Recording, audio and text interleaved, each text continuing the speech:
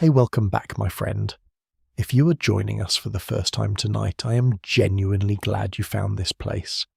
And if you've been here before, well, you already know what this is. This is the spot where history gets to breathe, where the stories that got left out of textbooks finally get told. So settle in, get comfortable, and let's begin. Tonight, I want to ask you something strange. Think about the city or town you live in right now. The roads get cleaned. Someone checks whether the restaurant down the street is actually serving safe food. Someone else shows up when your neighbour parks illegally for the third week in a row. There are rules about noise, about waste, about where you can build a fence and how high it can go. Now here is the strange part. All of that, every single invisible thread holding your community together, had to be invented by someone. And the people who invented it, they were not kings. They were not generals. They were not visionaries writing grand constitutions by candlelight. They were, in the most honest sense of the word, just people. Ordinary men with muddy boots and headaches and neighbours who would not stop dumping their waste into the shared water supply. And somehow out of that beautiful, chaotic, very human mess, they built the first real machinery of local government. Tonight we're going back to medieval England. Not the England of knights and castles and dramatic battles you've seen in films. The other England. The one nobody makes movies about. The England of the town constable who had to arrest his own cousin. The England of the judge who held court twice a year under an oak tree. The England of the ale taster who literally sat in puddles of beer for a living and called it public service. This is the story of the everyday people who kept civilization running before civilization knew what it was doing. Let me paint you a picture. It is somewhere around the year 1320. The exact year does not matter much. Pick any morning in that century and what you would see is roughly the same. A town in England, not London. London is its own strange animal, and we will get to that. I mean a regular market town, maybe 800 people. Maybe 1,200 on a good day when the traders come in from the countryside. The streets are narrow, unpaved, and let us be honest, absolutely filthy. Pigs wander freely. That is not a colourful detail I am adding for atmosphere. Pigs literally wander freely. They were considered a form of informal waste management. The town relied on them. The town also occasionally got sued because of them, but that is a story for another time. The buildings are crammed together, shoulder to shoulder, upper floors jutting out over the street like they're all leaning in to eavesdrop on each other. In summer, the smell is something you would need several minutes and a strong cup of tea to describe. In winter, the mud is so deep in some streets that it swallows shoes whole. And yet this town functions. Bread is sold every morning at the market cross. Ale flows at the tavern. Disputes about property get heard and settled. Fires and fires were the great terror of every medieval town. Fires get reported and responded to not perfectly, but with something resembling a system. How? That is the question I love most about this period of history.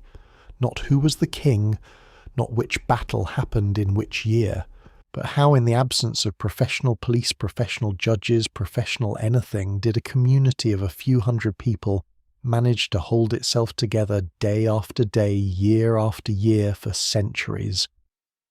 The answer is both simpler and more surprising than you might expect. The answer is that they built a system out of obligation, not passion, not ambition. Obligation. In medieval England, local governance was not a career you chose. It was a duty that chose you. If you were a free man of a certain standing in your community, meaning you owned property, you had a reputation, people knew your name, you were expected to serve. Not invited, expected. And refusing to serve came with its own set of very unpleasant consequences. This is one of the things that genuinely fascinates me about this era. We live in a world today where civic participation is a choice, and increasingly a choice that people decline to make. In medieval England, being part of your community's government was not optional. It was as mandatory as paying your rent and showing up to Mass on Sunday. The offices we're going to explore throughout this series, the mayor, the alderman, the sheriff, the constable, the bailiff, each of them came with real power and real responsibility. But they also came with something that is easy to overlook. They came with accountability to the very people you lived beside. That is not idealism. That is just the practical reality of governing a small, tight-knit community where everyone knows everyone and where your reputation is the most valuable thing you own. Now, I want to be careful here because I think there is a very common mistake people make when they look back at this period. The mistake is to either romanticize it completely, to imagine it as some pure, noble, democratic golden age, or to dismiss it entirely as brutal, primitive, and irrelevant. Both of those readings are wrong, and both of them miss what is actually interesting. The truth is somewhere far more human than either of those extremes. Medieval local government was innovative and deeply unfair at the same time. It was community-based and deeply exclusionary at the same time. It protected people and exploited people often within the same week, sometimes within the same court session. Women had almost no formal voice in these institutions, and yet we will see moments where women navigated around that with surprising cleverness. The poor were consistently disadvantaged by a system designed by and for men of property, and yet the same system at the local level sometimes offered them more protection than the royal courts could. These contradictions are not flaws in the story. They are the story. Because what we are really talking about when we talk about medieval town officials and local courts is the very first attempt by ordinary human beings to organize justice and governance at a human scale. Not perfectly, not fairly by our standards, but genuinely, sincerely, with real stakes and real consequences and real people whose names we can still read in records that have survived 700 years. Here is something that will stay with you tonight. In the year 1376, the city of London had 24 wards, 24 distinct neighbourhoods, each with its own administration, its own officials, its own set of responsibilities.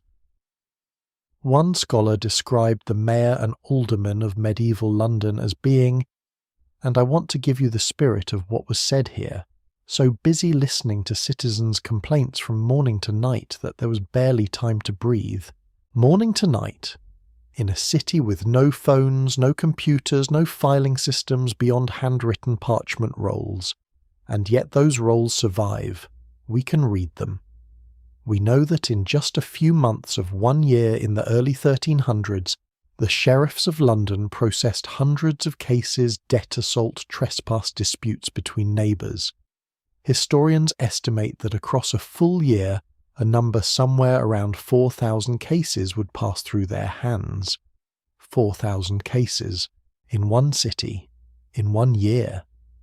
Handled by officials who had no law degrees, no formal training, and were simultaneously running their own businesses and households. That number hit me the first time I read it. It still does. Because it tells you something that no textbook ever quite captures. It tells you that medieval people were not passive. They were not simply subjects who endured whatever happened to them. They were litigious, engaged vocal, and absolutely willing to show up at the Guildhall and argue their case in front of their neighbours. They had opinions, they had grievances, and they had within the limits of their world a place to bring them. That place, that humble, crowded, occasionally chaotic place where people came to seek justice in a world without professional lawyers, is where our story lives. Over the next several hours together, we're going to walk through it room by room. We're going to meet the mayor who woke up before sunrise to hear complaints and went to bed knowing he had made enemies by lunchtime. We're going to sit in on a court-lete session, one of the most fascinating and strange legal proceedings you have never heard of, where a jury of 12 farmers decided everything from whether your neighbour's fence was too close to the road to whether the local baker had been cheating his customers on bread weight. We're going to spend time with the constable, possibly the most thankless position in the entire history of public service, who had no salary, no backup, and was legally required to chase down criminals on foot while his own shop sat unattended. And we're going to meet a few characters so vivid, so specific, so wonderfully strange, that you will wonder why nobody has made a television series about them yet. My personal theory is that the reason this era gets so little attention is precisely because it is not dramatic in the way we've been trained to expect history to be dramatic. There are no great battles here. There are no famous heroes. There are just people doing the grinding, unglamorous, essential work of keeping a community alive. And I find that more moving than any battle story I've ever read. Because the truth is, the battles are the exception. The town officials are the rule. The battles last days or weeks. The work of the constable, the bailiff, the alderman, the mayor, that work never stops. It is the background hum of civilization. Always running, rarely noticed, essential in the way that your heartbeat is essential. You only really notice it when it stops. So before we go any further, I want you to do something for me. The next time you drive past your city hall or walk by your local courthouse, or even just see a parking enforcement officer doing their thankless job on a Tuesday morning, I want you to think about this. Someone had to figure out that this needed to exist. Someone in a muddy English town about 700 years ago sat down and worked out that if you did not have a person whose specific job was to check the weight of the bread at the market, then bakers would cheat. And when bakers cheated, poor families did not get the food they paid for. And when poor families did not get the food they paid for, people suffered. That chain of reasoning, that specific, practical, enormously human chain of reasoning, is the foundation of everything we're going to talk about. It is not glamorous. It is not the stuff of epic poetry. But it is in the most direct possible sense where justice began. Now, let us go meet the man who had to hold all of this together, the mayor. Not the mayor of today with his press secretary and his security detail and his office on the 14th floor with a view of the whole city. The medieval mayor, the one who woke up in a regular house on a regular street in a town where everyone knew his name and everyone had an opinion about what he was doing wrong. And trust me, his mornings were nothing like what you are imagining right now. Picture this. It is just past dawn. The sky over the town is that particular shade of grey that English mornings seem to specialise in. The pigs are already awake, they are always already awake somehow, and somewhere down the lane a cartwheel has gotten stuck in the mud, and the driver is expressing his frustration in language that would make a sailor pause and reconsider. And in the middle of all of this, a man is already sitting at a table. He's been sitting there since before the light came in. There's a candle burning down to nothing in front of him. There are papers, parchment actually rolled and folded and stacked in a way that suggests someone tried to organise them once and gave up. And outside his door there is already a small queue forming, not of criminals, not of foreign dignitaries, just neighbours. A woman whose landlord raised her rent without notice. 2 craftsmen whose partnership has collapsed into mutual accusations of theft. A butcher who claims the man next door is dumping waste onto his property. A widow asking about a debt her late husband left behind and whether she is now responsible for it. This is the mayor's morning. This is what power looked like in a medieval English town. Not a throne room. A kitchen table, a guttering candle, and a queue of people with problems that will not wait. The office of mayor in medieval England is one of those historical institutions that looks straight forward until you actually look at it, and then it becomes one of the most fascinating puzzles in the entire story of how human beings organise themselves. Here is the basic shape of it. In London, which was always slightly ahead of everywhere else in terms of civic complexity, the mayoral election took place every year on the 13th of October. Every year, without fail, not because anyone had sat down and philosophically determined that annual elections were the ideal democratic model, but because keeping any one person in power for too long was understood from very early on to be dangerous. The city's Common Council, composed mainly of leading guild members the merchant class, would put forward 2 candidates. The aldermen would then select one, and that man, whoever he was, would wake up the following morning with the full weight of an entire city's problems sitting directly on his shoulders. Now, I want you to sit with something for a moment. Some mayors served multiple times. Nicholas Brembre, one of the most documented mayors of medieval London, served in the years 1377, 1383, 1384, and 1385. 4 separate terms across nearly a decade. That is not a small thing. That means people looked at this man across multiple years, across multiple crises, and kept deciding he was the best available option. And then, in 1388, Nicholas Brembre was executed. Not for corruption, not for embezzlement, but for political allegiances. He had been too closely associated with King Richard II during a moment when the king's enemies had the upper hand. He was accused of treason, tried before the Lords Appellant, and hanged. I find that story almost unbearably poignant. Here is a man who spent years of his life managing the daily chaos of the largest city in England, who sat at his table before dawn listening to complaints about blocked drains and unpaid debts, who negotiated between the king's demands and the city's interests with enough skill that people kept re-electing him, and who died in the end not because of anything he did as mayor, but because the politics above him shifted, and he was caught on the wrong side. That is not justice. That is just history. And it is a reminder that even the most powerful local official was never truly free of the larger forces pressing down from above. But let us step back from that moment of darkness, because the day-to-day reality of the mayoralty is actually where things get genuinely interesting. What did a medieval mayor actually do? The short answer is everything that needed doing, and that nobody else had the authority to do. The longer answer requires a bit more patience, so I hope you are comfortable. The mayor represented the city in its dealings with the royal government.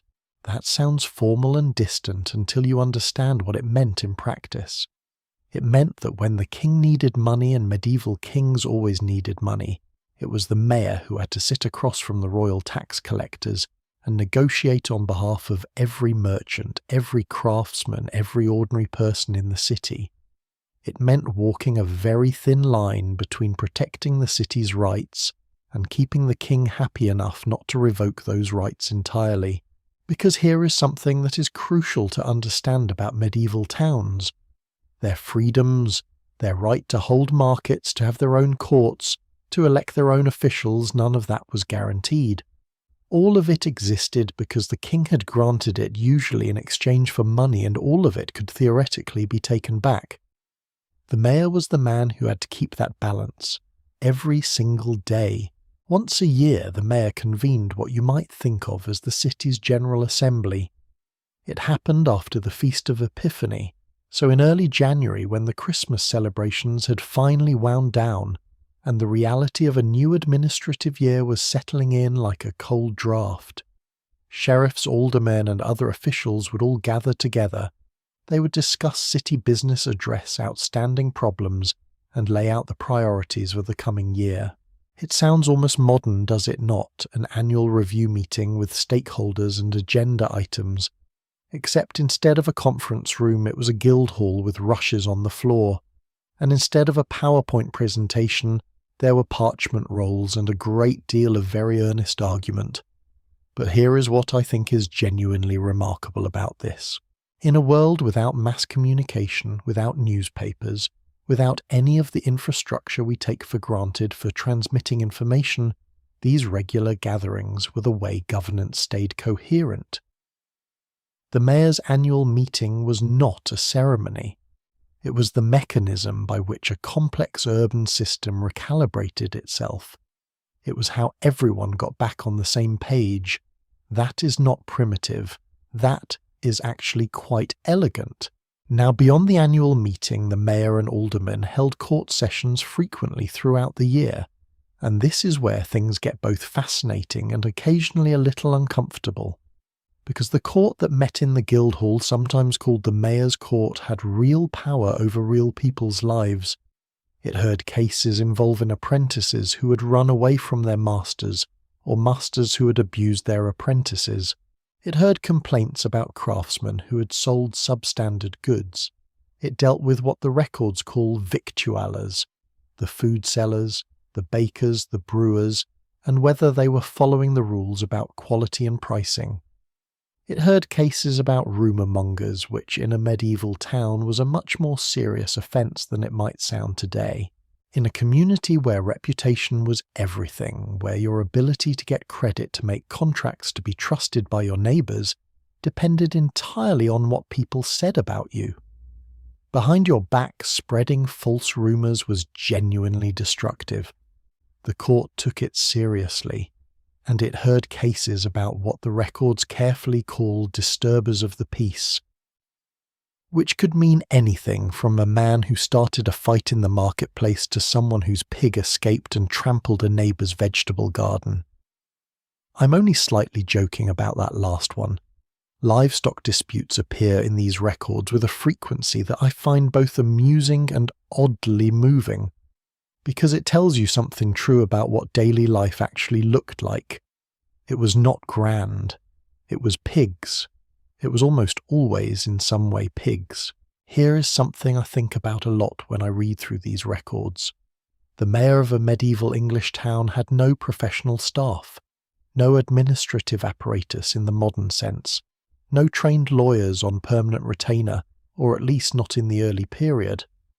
No standardized forms, no filing systems, no way to quickly look up precedent, beyond the memory of the alderman sitting beside him, and whatever records the town clerk had managed to keep in reasonable order.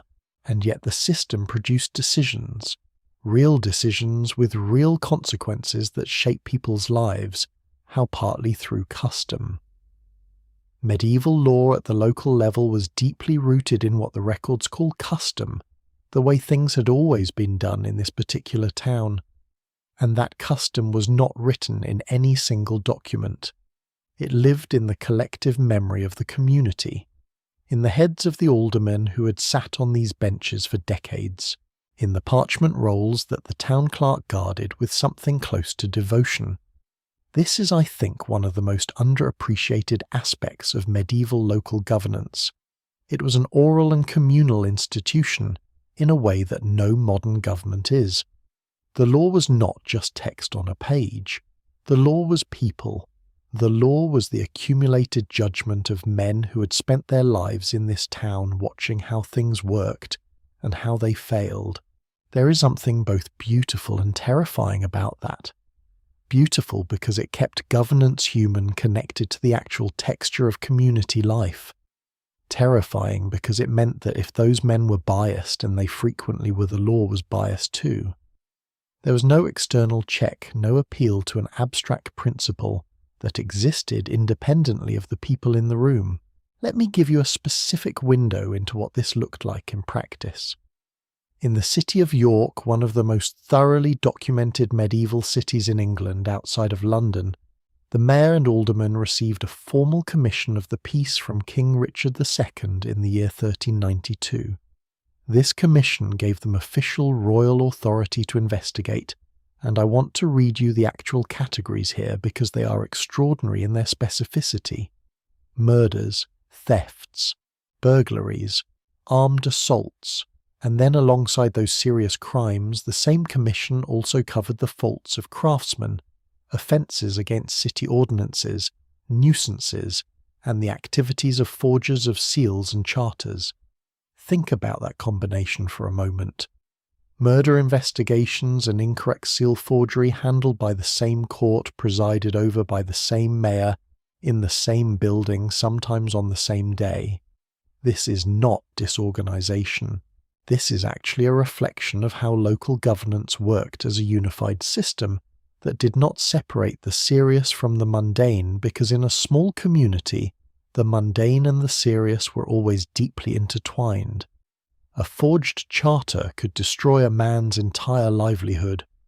An armed assault in the marketplace could destabilize the entire trading economy of the town for weeks. Nothing was really small. Everything connected to everything else. Now, I mentioned earlier that some mayors served multiple terms, and I want to stay with that idea for a moment because it reveals something important about the nature of this office. Being mayor was not an honour in the way we might imagine an honour. It was not a reward for a life of distinguished service handed out like a medal. It was a burden accepted reluctantly by men who had the means and the standing to discharge it. We know from various historical records that men of sufficient wealth and reputation were expected to serve when called, and that refusing this expectation without very good cause was itself a kind of civic offence. The social pressure was enormous, and once you were in office, the exposure was total. You were personally accountable for decisions made in your name. If the city's finances went wrong on your watch, you were liable. If you failed to maintain the city's rights against royal encroachment, your reputation was damaged. If a subordinate official under your authority committed fraud or misconduct, the responsibility traced back up the chain to you. There was no limited liability in medieval civic governance. There was no careful corporate structure designed to insulate the decision-makers from consequences. You were the decision, and the decision was you. Here is the question I want to leave you sitting with as we move forward. We often assume that accountability in government is a modern invention, that ancient and medieval systems were characterized by impunity, by powerful men doing whatever they wanted with no consequences. And sometimes, yes, that is exactly what happened. We will get to the corruption and the failures because they are real and they are important. But the machinery of accountability we have been looking at tonight, the annual elections, the court sessions open to the public, the requirement to answer for the conduct of your subordinates, the social pressure of governing people you lived among and would continue to live among after your term ended, that machinery was not nothing. It was imperfect, sometimes catastrophically so, but it was a genuine attempt by real human beings working within very real constraints to build a system where power had to answer to the people it affected. And when you think about it that way, when you really sit with the image of a man waking up before dawn in a medieval English town, lighting his candle and preparing to spend his morning listening to his neighbours' problems, it stops feeling distant and starts feeling extraordinarily familiar. Because that impulse, that foundational human impulse to organise fairness, to create a place where grievances can be heard, that has not changed. It was there in 1320. It is here now. The institutions are different. The impulse is the same. But the mayor could not run this alone. No single person could. The city was too complex, the demands too relentless, the geography too spread out across wards and neighbourhoods, each with its own character and its own particular problems, which is why sitting around the mayor in that Guildhall, there was a body of men whose importance to daily urban life is almost impossible to overstate, and whose story is, I think, one of the most fascinating and least understood chapters in the entire history of how cities work. They were called the aldermen, and the closer you look at them, the more interesting and the more unsettling they become. There is a word that keeps appearing in medieval civic records, over and over again across different towns, different centuries, different languages, Latin, Middle English, Anglo-French. You find the same concept being reached for when officials try to describe what made certain men qualified to govern their communities. The word is discreet. Not discreet in the modern sense, as in quiet or unobtrusive. The medieval sense of the word carried something deeper. It came from the Latin discretus, meaning the ability to distinguish, to separate, to judge wisely between competing claims. To be discreet in a medieval civic context meant you possessed the capacity for reasoned judgment in the public interest. It meant your mind could hold two competing arguments at once and weigh them fairly. It meant you were in the most literal sense someone who could tell the difference. The Shrewsbury Constitution of 1444 described its 12 aldermen and council of 24 as the most sufficient and discreet men within the town. Not the richest, not the most powerful, the most capable of careful judgment. That is the official story. Now let me tell you what was actually going on. The aldermen of a medieval English town occupied a position that I find genuinely difficult to summarise without doing it injustice, because it was simultaneously one of the most important civic roles ever created, and one of the most obvious examples of institutional self-interest in human history. Let us start with the basics. In London, by the year 1376, there were 24 wards, 24 distinct neighbourhoods, and each ward was led by its own alderman. These were not ceremonial positions. An alderman was the primary governing authority of his ward. He was the man you went to when something went wrong. He was the man who supervised the appointment of every other official beneath him, the constables, the scavengers, the ale conners, the beadles, the rakers who cleaned the streets. He sat on the mayor's court and contributed to citywide lawmaking. He reviewed major policy decisions. He was in every practical sense the face of governance at the neighbourhood level. Now stop and think about what that actually means for a moment. 24 men, in a city of perhaps 60 to 80,000 people at its medieval peak. 24 men holding the primary administrative authority over the daily lives of an entire metropolis. That is not democracy. That is not even close to democracy. And I think it is important to name that clearly, rather than letting the impressive machinery of elections and courts and guild halls distract us from the underlying reality.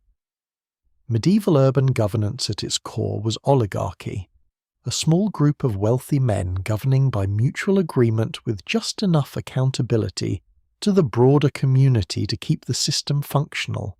The question, and this is the question that I think makes this era genuinely interesting rather than just depressing, is whether that oligarchy served the community it governed or simply served itself. And the answer, as with almost everything in history, is both, depending on the day, depending on the man, depending on what was at stake. So who were these aldermen actually? We know from the records of York, which are among the most detailed surviving records of any medieval English city, that in the early 1500s the aldermanic council was drawn almost exclusively from the class of wealthy traders. Of one particular council, 5 members belonged to manufacturing crafts, but 22 were merchants. 22 out of a council of perhaps 25 or 26. That is not a coincidence. That is a system working exactly as designed.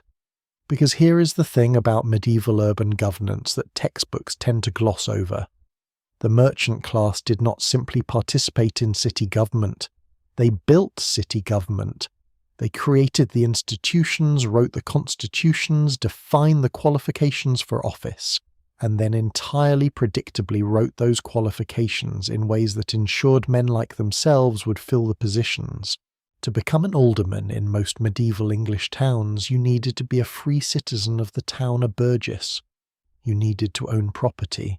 You needed to be a member of one of the established guilds. You needed a reputation that the existing aldermen found acceptable.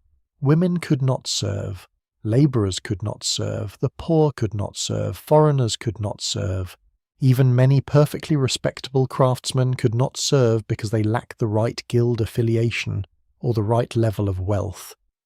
The pool of eligible candidates was by design extremely small, and from that small pool the existing aldermen largely got to choose their own successors.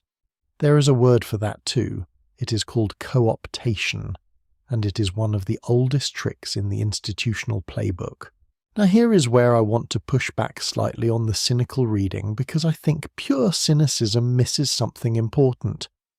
Yes, the aldermen were self-selecting. Yes, they were almost uniformly wealthy merchants. Yes, the system was designed to preserve their power and their class interests. All of that is true, and this is genuinely significant. but these men were also personally, financially and reputationally exposed to the communities they governed in ways that modern officials simply are not. An alderman did not go home at 5 o'clock to a suburb 10 miles away where nobody knew his name.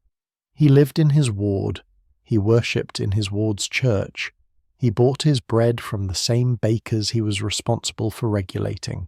His children played in the same streets he was supposed to keep clean. His neighbours were the people who would appear before him in court. That proximity created a kind of accountability that no written law could fully manufacture. If an alderman failed his ward, if the streets became impassable, if the water supply became contaminated, if the local constables were incompetent and crimes went unaddressed, he could not hide from that failure. It was literally outside his front door. I find that accountability genuinely compelling. Not sufficient, not fair, but genuinely compelling. Because there is something in it that we've arguably lost in the age of professional governance, where the people making decisions about your neighbourhood often do not live anywhere near it, and will never personally experience the consequences of those decisions. Let me tell you about one of the most fascinating specific details in the entire record of medieval aldermanic governance. In the City of London, the aldermen were responsible for supervising the appointment of ward-level officials at the neighbourhood scale. We mentioned this briefly, but I want to sit with it a little longer, because this chain of appointment from aldermen down to constable, scavenger, ale conner and raker reveals something extraordinary about how medieval cities actually functioned. The raker. That is the official I want to pause on for a moment, because the raker's job title tells you everything you need to know about the unglamorous reality of urban governance. The raker's job was to clean the streets, to remove the waste, the filth, the accumulated debris of daily life in a densely populated medieval town. In an era before municipal sanitation infrastructure, before organised refuse collection, before any of the invisible systems we rely on today, the raker was the entire sanitation department. One person, per ward, for the streets of an entire neighbourhood. And the alderman was responsible for making sure that person showed up, did their job, and met whatever standard of cleanliness the community had agreed upon. Now I want you to imagine being an alderman and having that conversation. You are a wealthy merchant. You sit on the mayor's court. You help make citywide policy. And you also have to deal with a raker who has not shown up for 2 weeks, and the ward's main street that now smells, in the words of one medieval complaint I once read, so terrible that honest men cannot pass without offence. That is the job. Both things simultaneously. The grand and the grotesque. The policy and the raker. There is another dimension of aldermanic life that I think deserves more attention than it usually gets. The aldermen were expected to be the memory of their cities, not metaphorically, literally. In the absence of comprehensive written law, in a world where custom was the primary legal framework for most local disputes, the aldermen were the living repositories of how things were done. They remembered the precedents. They remembered the outcomes of past disputes. They remembered which particular street corner had been the subject of a boundary argument 40 years ago, and how it had been resolved. This is why the language of medieval civic documents so consistently emphasises age, experience and tenure. A newly elected alderman was useful, but an alderman who had served for 20 or 30 years was something close to irreplaceable. He carried in his head a map of the city's legal and social landscape that no written document could fully capture. There is a historical record from the city of York that I find particularly striking. When the council met to deliberate important matters, the inner circle, the most senior aldermen, were described as sitting in concentric rings around the mayor, literally positioned by experience. The closer to the centre, the longer the service, the more trusted the judgment. That physical arrangement tells you something about how medieval people understood authority. It was not primarily about title. It was about accumulated knowledge. the wisdom of years spent watching how the city worked and how it broke and how it could be repaired. But here is where I need to tell you something a little uncomfortable. Because the same men who carried this accumulated wisdom, the same men who devoted decades of their lives to the detailed, exhausting work of urban governance, were also the men most likely to abuse the power that came with their position. And the records are very honest about this. In York in the early 1500s, there is a remarkable incident involving the city's sheriffs. The sheriffs were told quite specifically to appoint only freemen of the city as bailiffs of a particular district. They were told not to let the position be farmed out for personal profit. They were told not to appoint anyone who had served in the previous 9 years. The sheriffs broke every single one of these rules almost immediately. When they were discovered, they were fined and expelled from the city council, which sounds like accountability working as designed.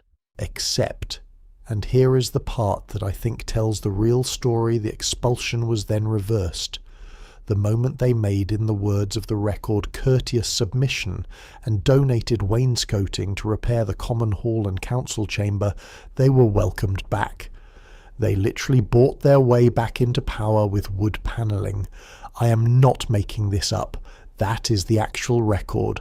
And before you shake your head at the brazenness of it, I want to ask you to think about whether that dynamic feels entirely foreign to you, or whether it feels in its essential structure uncomfortably familiar. The deeper I go into the records of medieval aldermanic governance, the more I come to believe that the most important question it raises is not about the past at all. It is about what we expect from the people who govern us. The medieval system asks for something very specific from its aldermen. It asks for discretion, that capacity for reasoned judgment in the public interest. It asks for knowledge of local custom. It asks for personal presence and personal accountability. What it could not reliably deliver was impartiality, because the aldermen were not neutral arbiters standing outside the community they governed. They were members of it, deeply embedded members with their own interests, their own relationships, their own debts and loyalties and grudges, and that tension between the genuine commitment to community service and the very human tendency towards self-interest is not a medieval problem. It is a governance problem. It is the governance problem, the one that every system of human organisation has struggled with since the beginning. Medieval English towns did not solve it, but they did something that I think deserves genuine respect. They took it seriously. They built mechanisms, elections, courts, oaths of office, public assemblies specifically designed to manage that tension, not to eliminate it. You cannot eliminate it. It is part of the human condition, but to manage it, to keep it in check, to create enough friction in the system that naked self-interest had to at least dress itself up in the language of public service before it could act. There is one more thing I want to leave you with before we move forward. In many medieval civic documents, the language used to describe aldermen and councillors includes the word prud'hommes. It is a wonderful word. It comes from the Old French and it means roughly worthy men or men of proven virtue. The concept behind it is not so different from the Greek idea of civic virtue. The notion that the capacity to govern well is not simply a matter of intelligence or wealth, but of character, of having demonstrated over time that you are the kind of person who can be trusted with other people's affairs. Whether the medieval aldermen actually lived up to that standard is a different question. Often they did not. But the standard itself, the aspiration that those who govern should be people of proven worth, accountable to the communities they serve, that aspiration is one of the oldest and most persistent in the entire history of political thought. It was there in ancient Athens. It was there in medieval Shrewsbury. It is in some form still there today. So we have the mayor managing the grand architecture of city governance. We have the alderman holding the whole thing together at the ward level, through a combination of genuine dedication, accumulated wisdom, and occasionally flagrant self-interest. But there is a third layer of this system, a layer that most people have never heard of, that history has largely forgotten, and that was arguably more important to the daily functioning of medieval towns than any of the more celebrated offices we've discussed so far. It was the office that handled the money, the arrests, the execution of court orders, the most thankless and most necessary work of the entire apparatus, the sheriff's office. And what happened inside it, the sheer staggering volume of cases, the impossible workload, the moments of genuine justice and genuine corruption, is a story that I think will genuinely surprise you. 4,000 cases. I want to start right there because that number has been sitting in the back of my mind since we first mentioned it, and I think it deserves a proper conversation. 4,000 cases in a single year. Debt, assault, trespass disputes between neighbours, all of them processed, heard and decided by a pair of officials who had no law degrees, no formal training in investigative procedure, and who were simultaneously responsible for maintaining the city's primary prison, executing royal orders, raising troops when the king needed them, and managing the financial accounts of a military campaign. That was the sheriff of medieval London. And if that sounds like an impossible job description, congratulations, you are paying attention, because it was. It absolutely was. And the fascinating thing is that for several centuries it somehow got done anyway. Let me back up slightly, because the office of sheriff is one of those historical institutions that most people think they understand and almost nobody actually does. When you hear the word sheriff today, a very specific image probably comes to mind. A dusty street in the American West, a tin star on a chest, a man on horseback with a weathered face and a very definite opinion about outlaws. That image is not entirely wrong. It is just about 500 years too late and 4,000 miles too far west. The American frontier sheriff, that iconic figure of popular mythology, descended directly from the medieval English sheriff. The lineage is unbroken.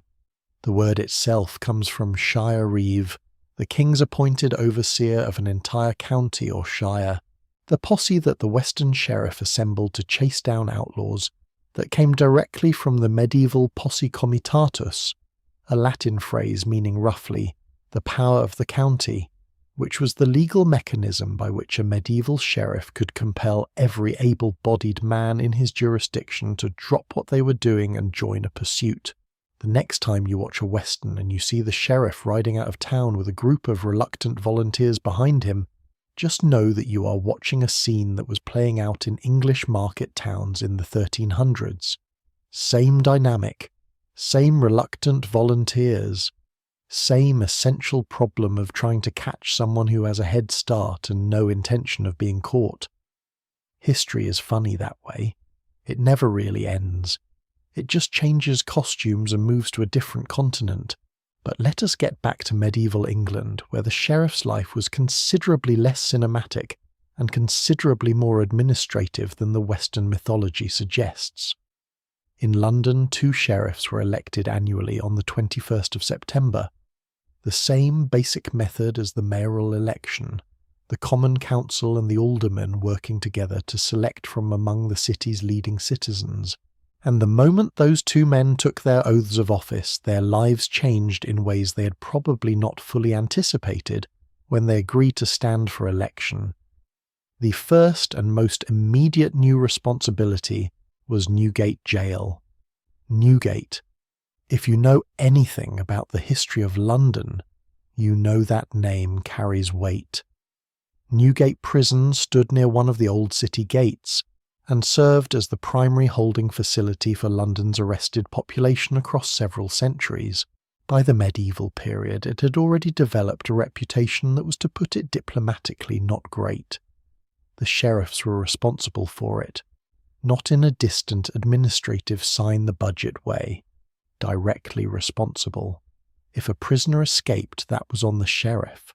If conditions inside became so catastrophic that they triggered a formal complaint, and they did with some regularity, that was on the sheriff. If someone died in custody in circumstances that attracted scrutiny, guess who was answering questions?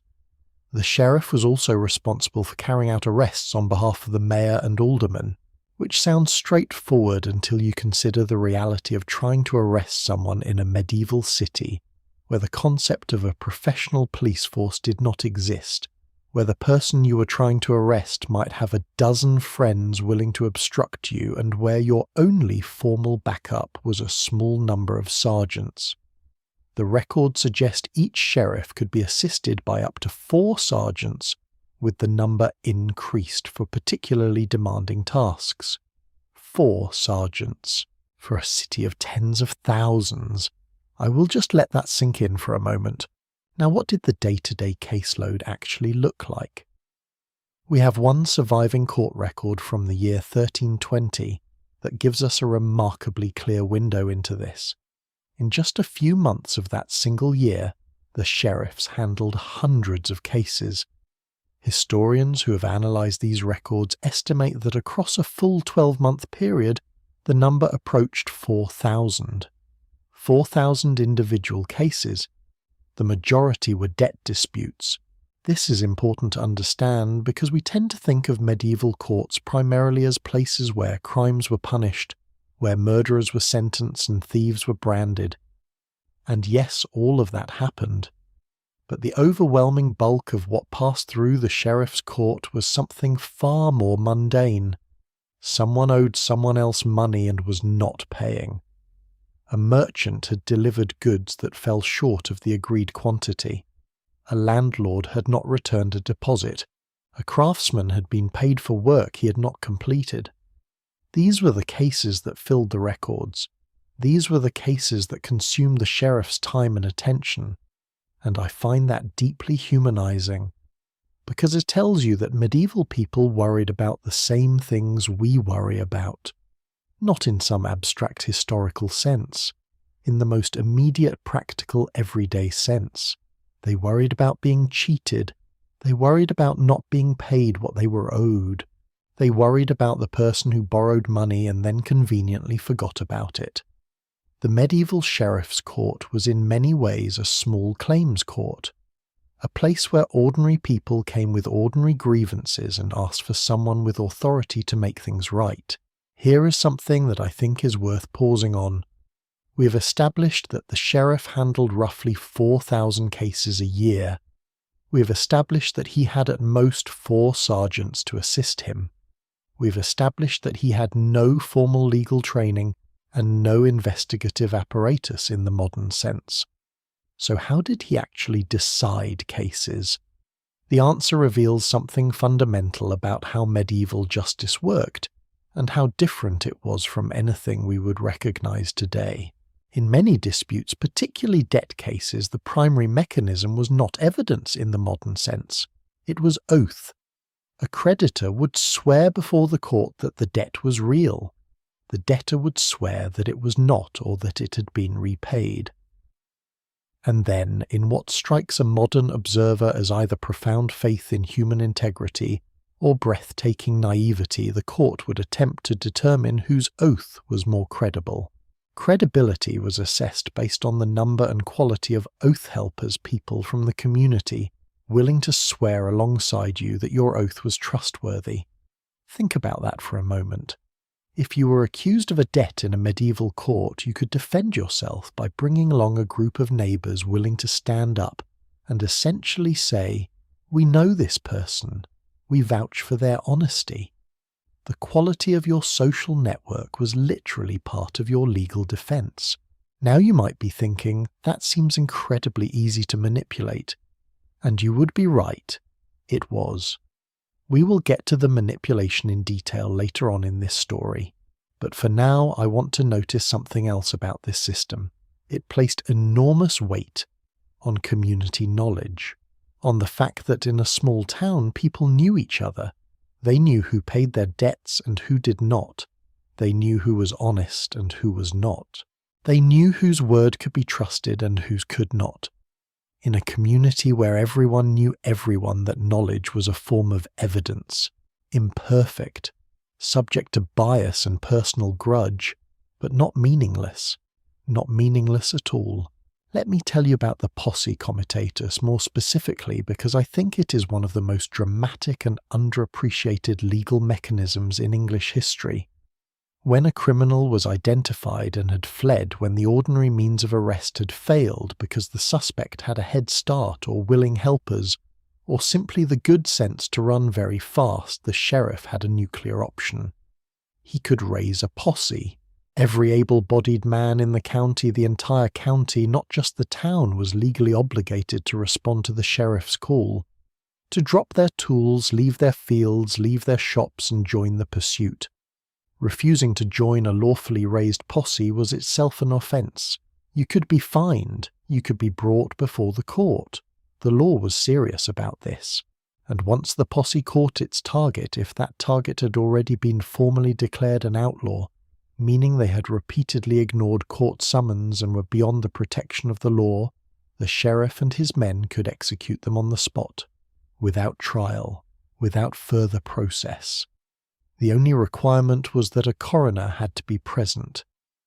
I want to be very clear that outlaw in this context did not mean a romantic rebel living by his own code in the wilderness. It meant something precise and legal. It meant a person who had been stripped of all legal protections by a formal process because they had refused to submit to the court's authority. The Latin phrase used in the records is striking. An outlaw was described as someone who stood outside the king's peace. Outside the king's peace. That phrase tells you everything about how medieval society understood the relationship between law and community. To live within the law was to live within peace. To reject the law was to place yourself outside of it, not just outside of its protections, but outside of the community itself. You had in a very real sense chosen to become something other than a member of society. And the consequence was that society could treat you accordingly. Now I want to bring in a specific figure who I think illustrates the sheriff's impossible position with particular clarity. Not in London this time, in the counties, because the county sheriff, the shire reeve operating across an entire rural county, rather than a single city, had a workload that makes the urban sheriff look almost manageable by comparison. The county of Leicestershire in the medieval period was divided into 6 hundreds, administrative subdivisions, each with its own local court. The county of Devon was divided into 32 hundreds, each with its own bailiff, all of them reporting to a single sheriff. The county sheriff received every royal writ, every formal command from the king, and was personally responsible for executing it within his territory. That meant serving legal papers. It meant collecting royal taxes. It meant maintaining the county jail. It meant raising and equipping local soldiers when the king went to war, and then managing the accounts of the money spent on feeding and clothing them. And it meant doing all of this without any formal training with a small staff of deputies, across a territory that might take several days to cross on horseback. The historian who once described the medieval sheriff as the most overworked, underpaid official in English history was not exaggerating. Though I should note they were not actually underpaid in the formal sense because the position came with fees and perquisites. But the workload relative to the support provided was genuinely staggering. There is a dimension of the sheriff's role that I find particularly fascinating, and that I do not think gets nearly enough attention. The sheriff was in many ways the hinge between royal authority and local reality. The king issued writs, the king made demands, the king expected results. But the king was not in Leicestershire.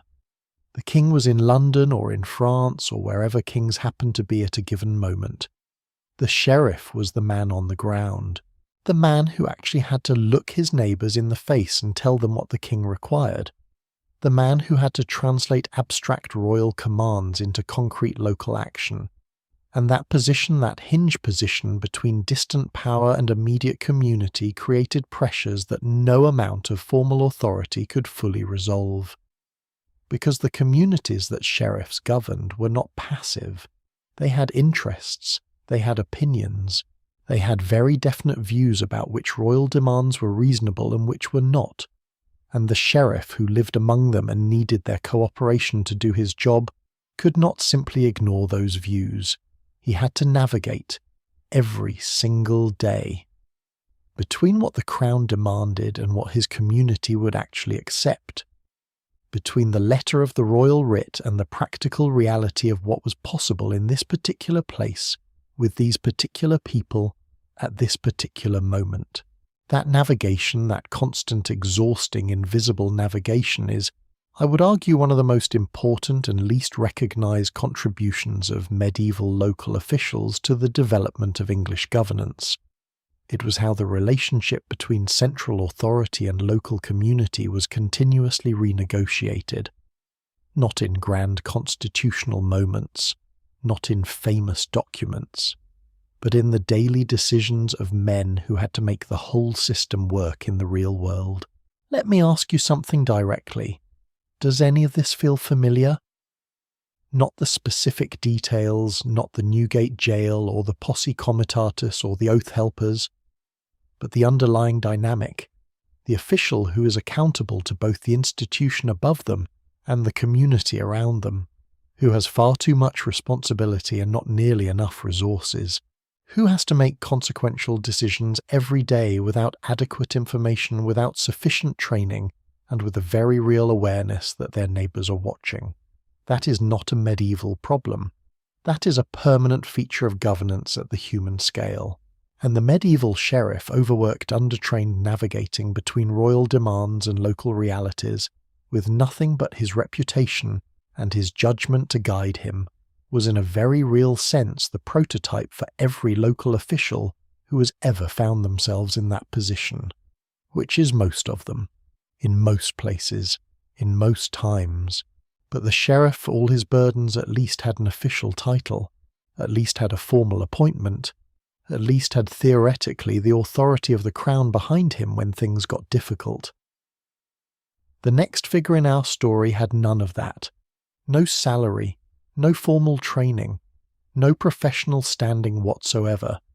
Just an oath, a ward to patrol, and the deeply unenviable task of being the first person anyone called when something went wrong in the neighbourhood. The constable. And honestly, when you find out what the constable's life actually looked like, what they were expected to do, what happened when they failed and what the community thought of them, you might find yourself wondering why anyone ever agreed to do it at all. Somewhere around the year 1252, a royal writ went out across England. It did not announce a war. It did not proclaim a new tax. It did not celebrate a victory or mourn a defeat. It simply reminded every community in the kingdom that the constable system was still in effect, that the local peacekeeping obligation had not gone away, that every town, every village, every ward was still expected to maintain its own first line of defence against disorder. The fact that this reminder was necessary tells you something. It tells you that the system was already struggling, that communities were already finding ways to avoid the obligation, to ignore the duty, to quietly hope that someone else would deal with the constable problem so they did not have to. And that was in 1252. 770 years later, the same dynamic plays out in city councils and neighbourhood associations all across the modern world. Nobody wants to be the one who shows up. Nobody wants to be the constable. The difference is that in medieval England, wanting out was not really an option. So what exactly was a constable?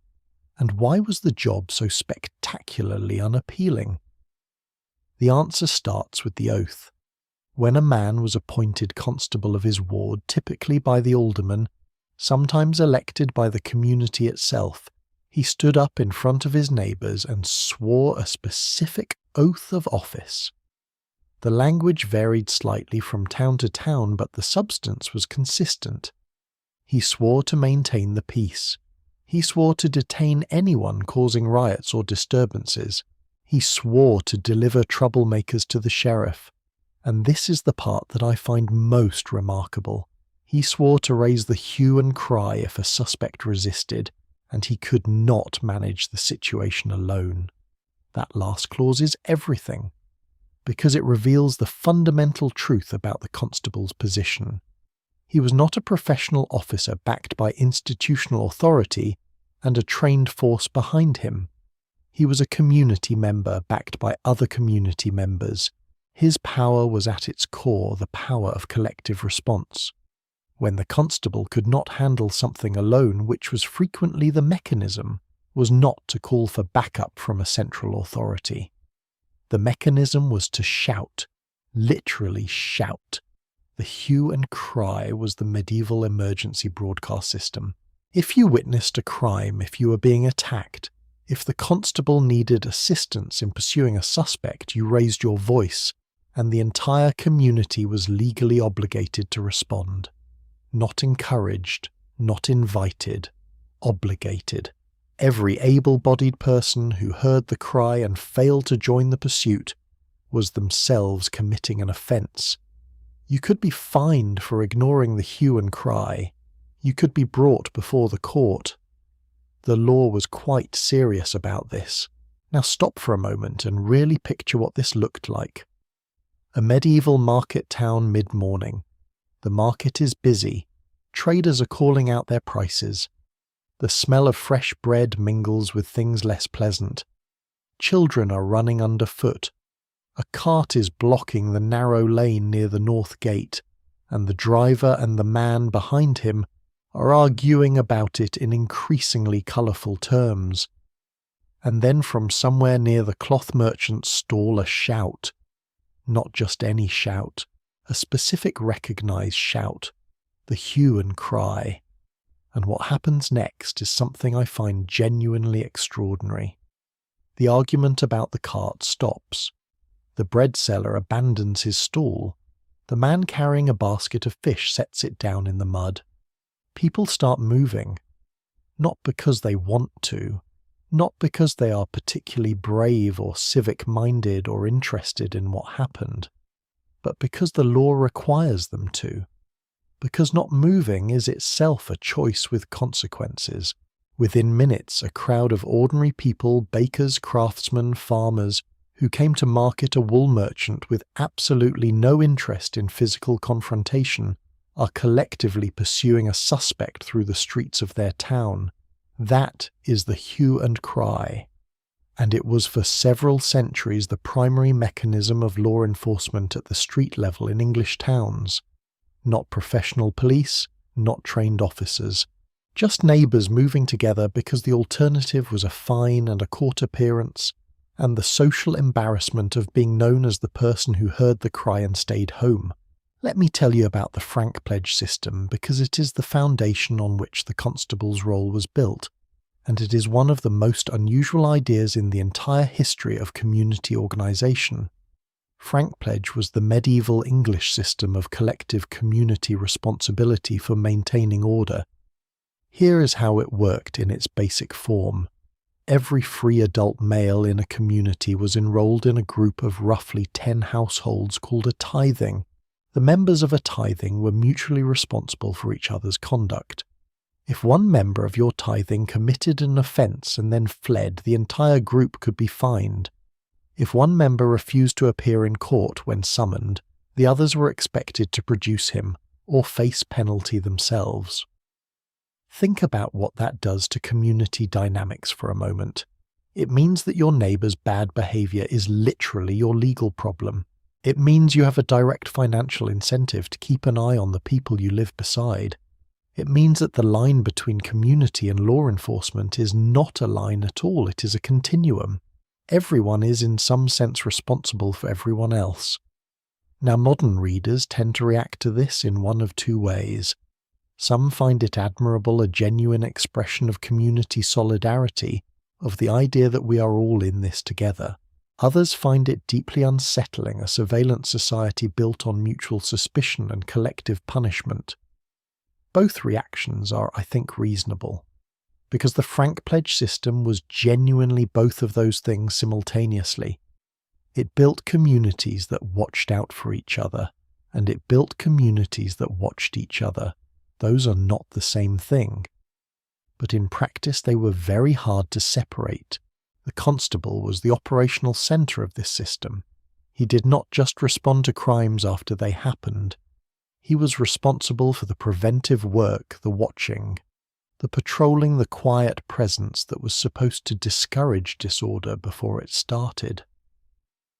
In Norwich, by the late 1300s, the city had one constable for each of its 4 major administrative areas, with sub-constables for smaller subdivisions.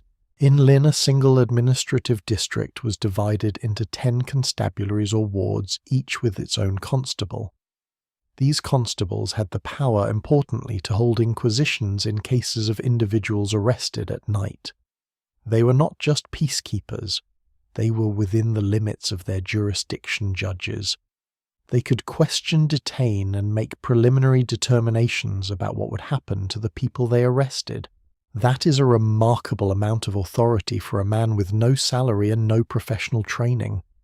And here is the thing about that authority. It was not granted because anyone thought the constable was particularly qualified to exercise it. It was granted because someone had to exercise it and the constable was there. He was the available person, the man on the ground at the moment when decisions needed to be made. Medieval governance was in many ways a system of assigning authority to whoever was present, which sounds improvised, and in some ways it was, but it also reflects a kind of practical wisdom. Real problems happen in real places at real moments. The authority to address them is most useful when it belongs to the person who is actually there. Now I want to get into the part of the constable's life that I find most humanly compelling. The part nobody really talks about. The constable's job was not abstract. He was not enforcing laws against anonymous strangers in a city where he knew no one. He was enforcing norms against his own community, against people whose names he knew, whose families he knew, whose histories he knew. The man he was supposed to arrest for fighting in the marketplace might be his wife's cousin. The woman he was supposed to report for selling ale without a license might have fed his children during a hard winter. The young man he was supposed to detain for being drunk and disorderly after the harvest festival might be the son of his oldest friend. How do you do that job? How do you maintain the authority of the law in a community small enough that the law has a face, and that face belongs to someone you have known your whole life? I do not think there is a clean answer to that question. I think it was one of the great daily moral challenges of medieval community life. And I think the records, when you read them carefully, show that constables navigated it with varying degrees of success and integrity. Some were firm and fair. Some were selective in ways that reflected their personal loyalties. Some avoided the hard cases and focused on the easy ones. Some took their oath seriously enough that it cost them friendships. Sound familiar? That tension between personal loyalty and institutional duty, between knowing someone as a neighbour and treating them as a subject of the law, is not a medieval tension. It is a permanent feature of policing in communities where the officer and the policed are part of the same social fabric. It is something that communities still struggle with today, and it is something that medieval England, for all its differences from our world, understood very clearly. There is a specific detail about the constable's oath that I keep coming back to.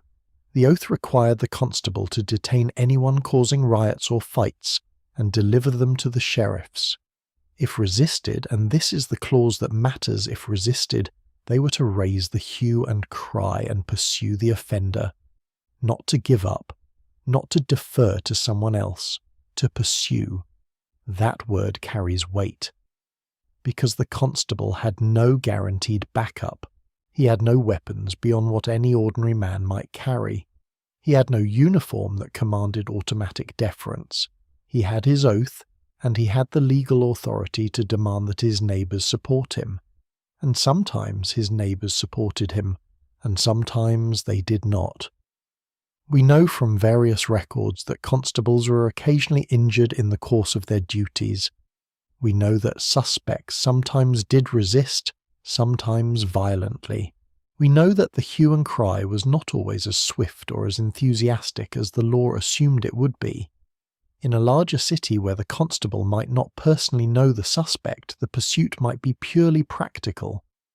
But in a smaller town where everyone knew everyone, raising the hue and cry against a specific neighbour could create social fractures that lasted for years.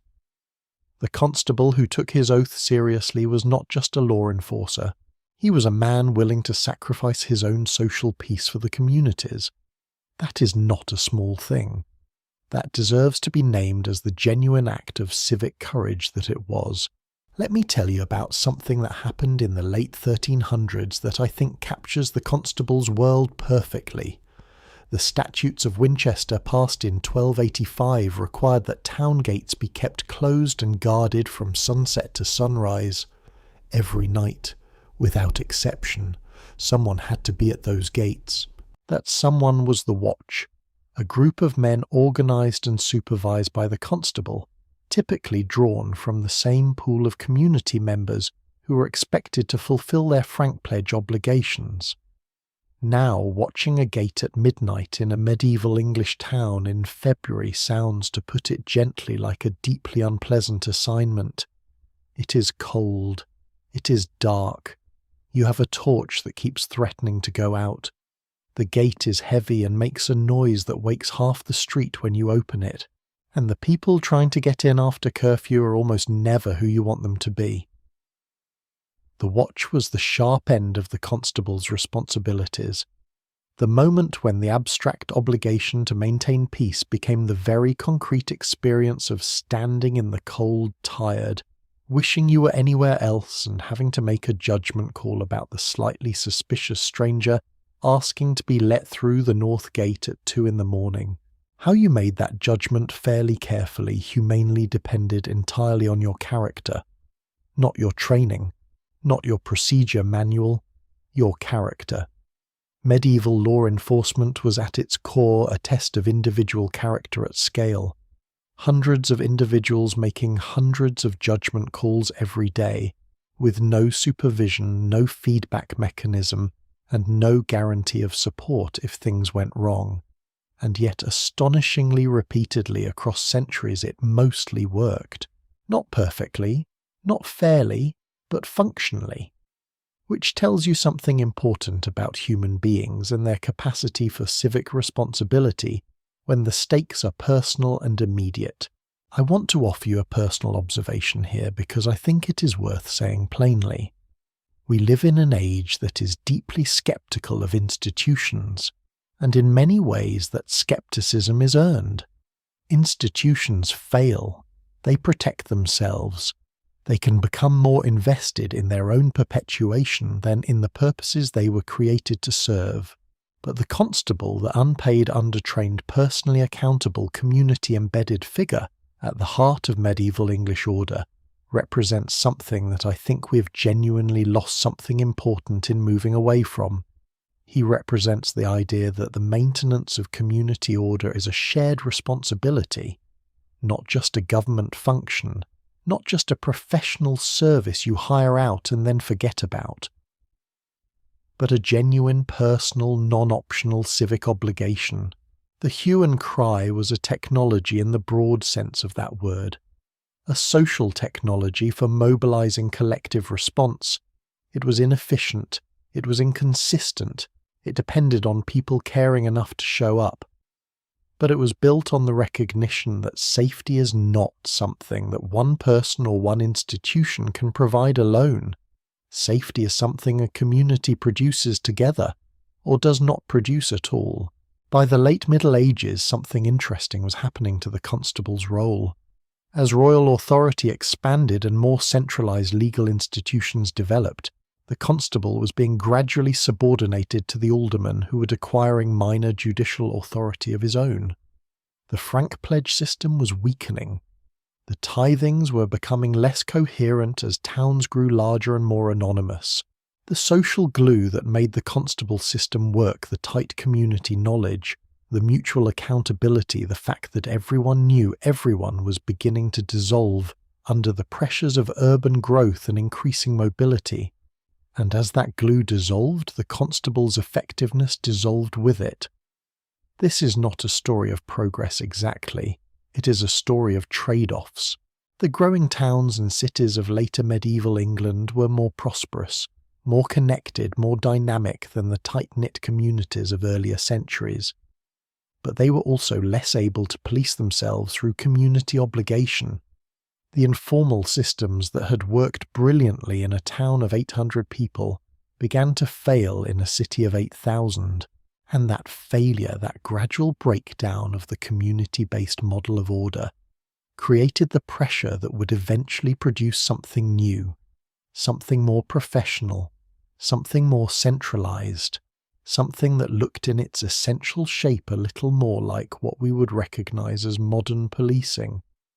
But we are getting ahead of ourselves, because before we get to the dissolution of these systems, we need to understand one more crucial figure in the medieval machinery of local governance, a figure who was arguably more important to the daily life of ordinary people than the constable, the sheriff, or even the alderman, a figure who was also arguably the most despised person in any medieval community.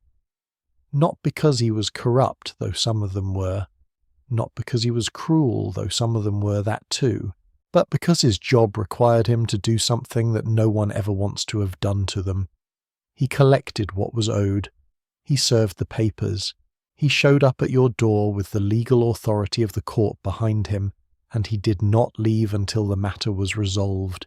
He was the bailiff, and the story of the bailiff is in many ways the story of how medieval society tried to make the law real, not in the grand halls of the Guildhall, not in the formal sessions of the mayor's court, but at the kitchen door on a Tuesday morning when you least wanted to see him coming. Let me tell you about a summer day in June of 1381. Not in London, where the famous events of that year tend to get most of the attention, but in the countryside of Essex and Kent, where it all actually began.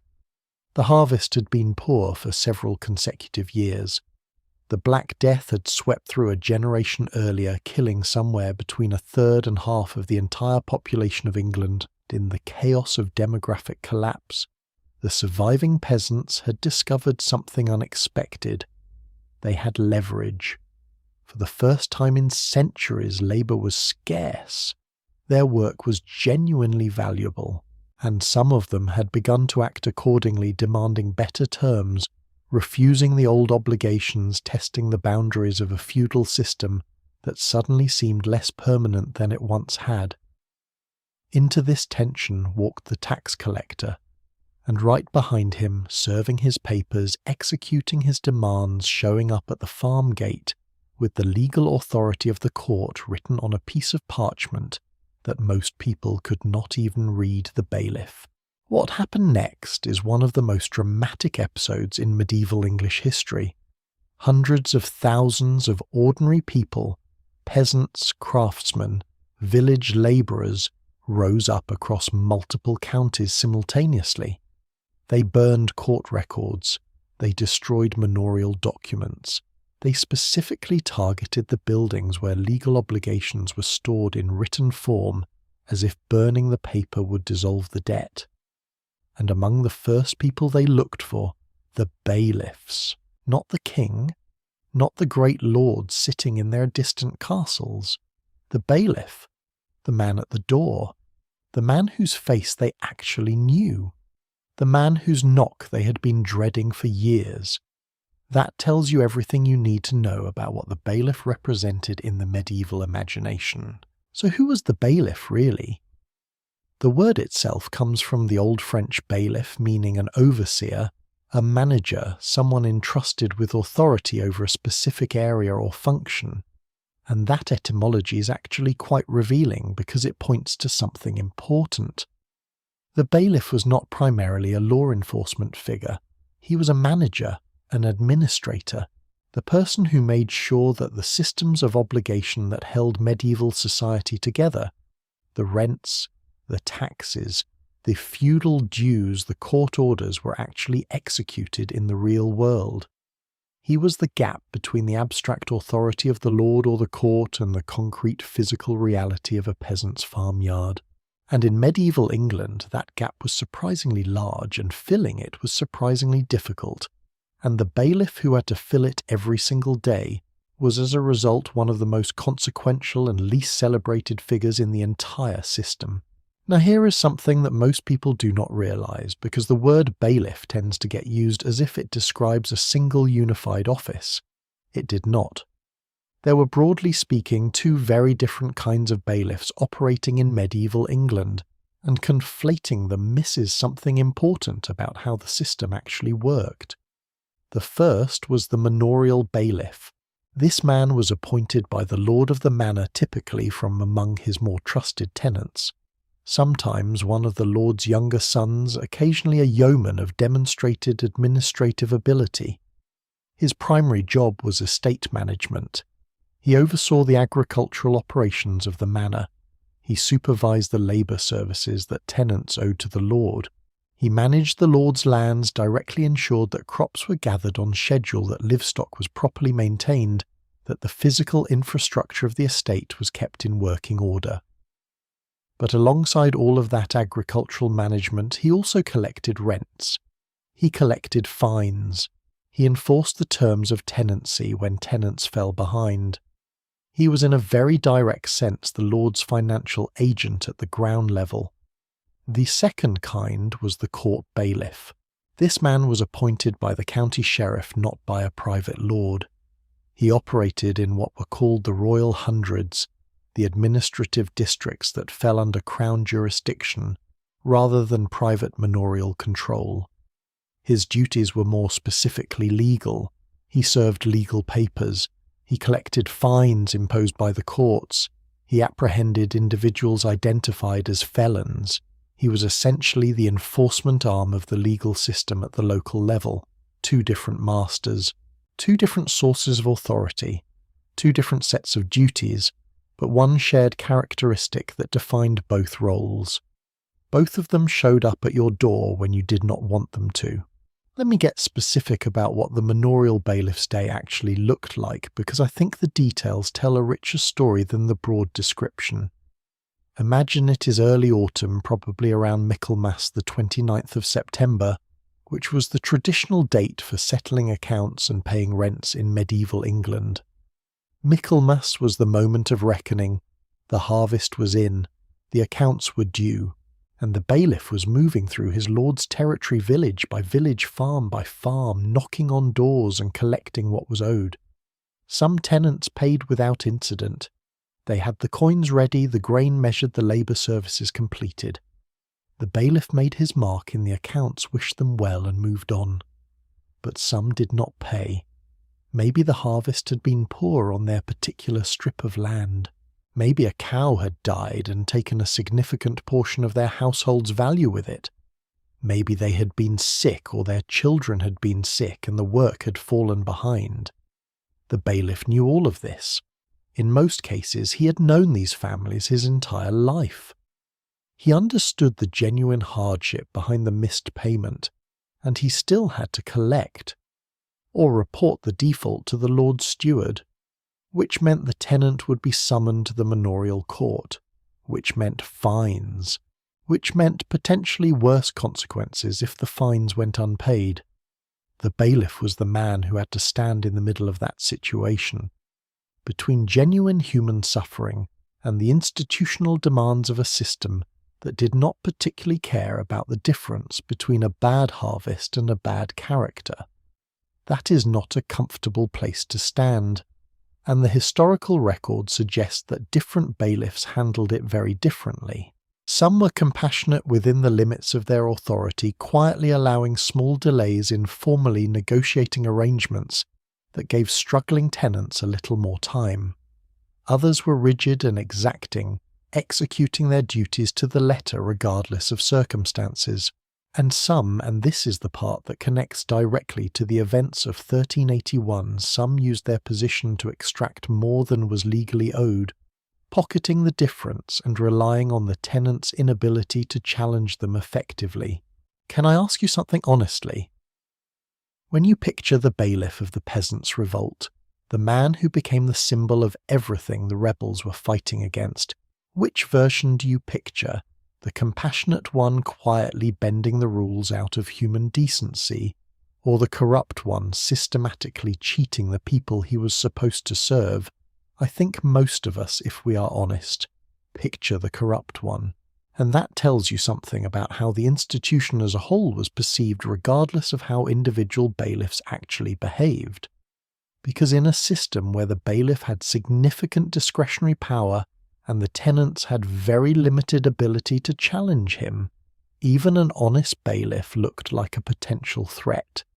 Even a fair bailiff was still the man who came for your money when you did not have it. The institution itself created fear, regardless of the individual. And that is a lesson about institutional design that I think is as relevant today as it was in 1381. When you put one person in the position of enforcing obligations against people who are already vulnerable, and you give that person significant discretionary power with limited oversight, you are creating the conditions for resentment regardless of individual behaviour. Because the problem is not just whether the bailiff is honest. The problem is the structural power imbalance itself. Now let us talk about the court bailiff specifically, because his role illuminates a different dimension of the same problem. Unlike the manorial bailiff who answered to a private lord, the court bailiff answered to the county sheriff and through him to the crown. He was responsible for executing the rulings of the manorial and hundred courts. If a court ordered someone to pay a debt, the court bailiff served the papers. If a court ordered goods to be seized as payment, the court bailiff did the seizing. If a person was ordered to appear before the court and refused to come, the court bailiff was the one who had to go and compel them. And here is something that is easy to overlook but deeply important. Unlike the constable, who was an unpaid rotating community obligation, the court bailiff received a salary. He was a professional, or as close to a professional as medieval law enforcement got.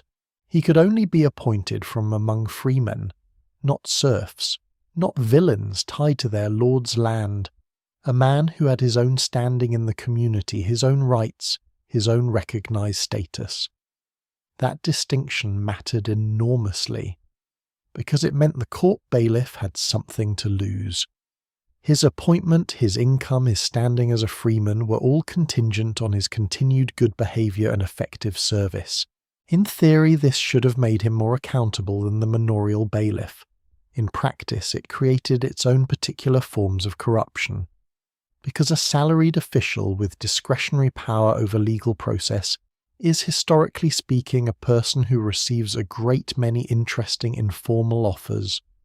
The records are full of cases where bailiffs accepted payments to delay serving papers, to lose documents that were inconvenient for certain parties, to look the other way at precisely the right moment, to serve papers on the wrong person, or with just enough procedural irregularity that a clever lawyer could get the whole thing thrown out. The medieval term for this kind of informal payment was not always bribe. Sometimes it was understood as a fee, sometimes as a gift. The language was carefully imprecise, but the effect was the same.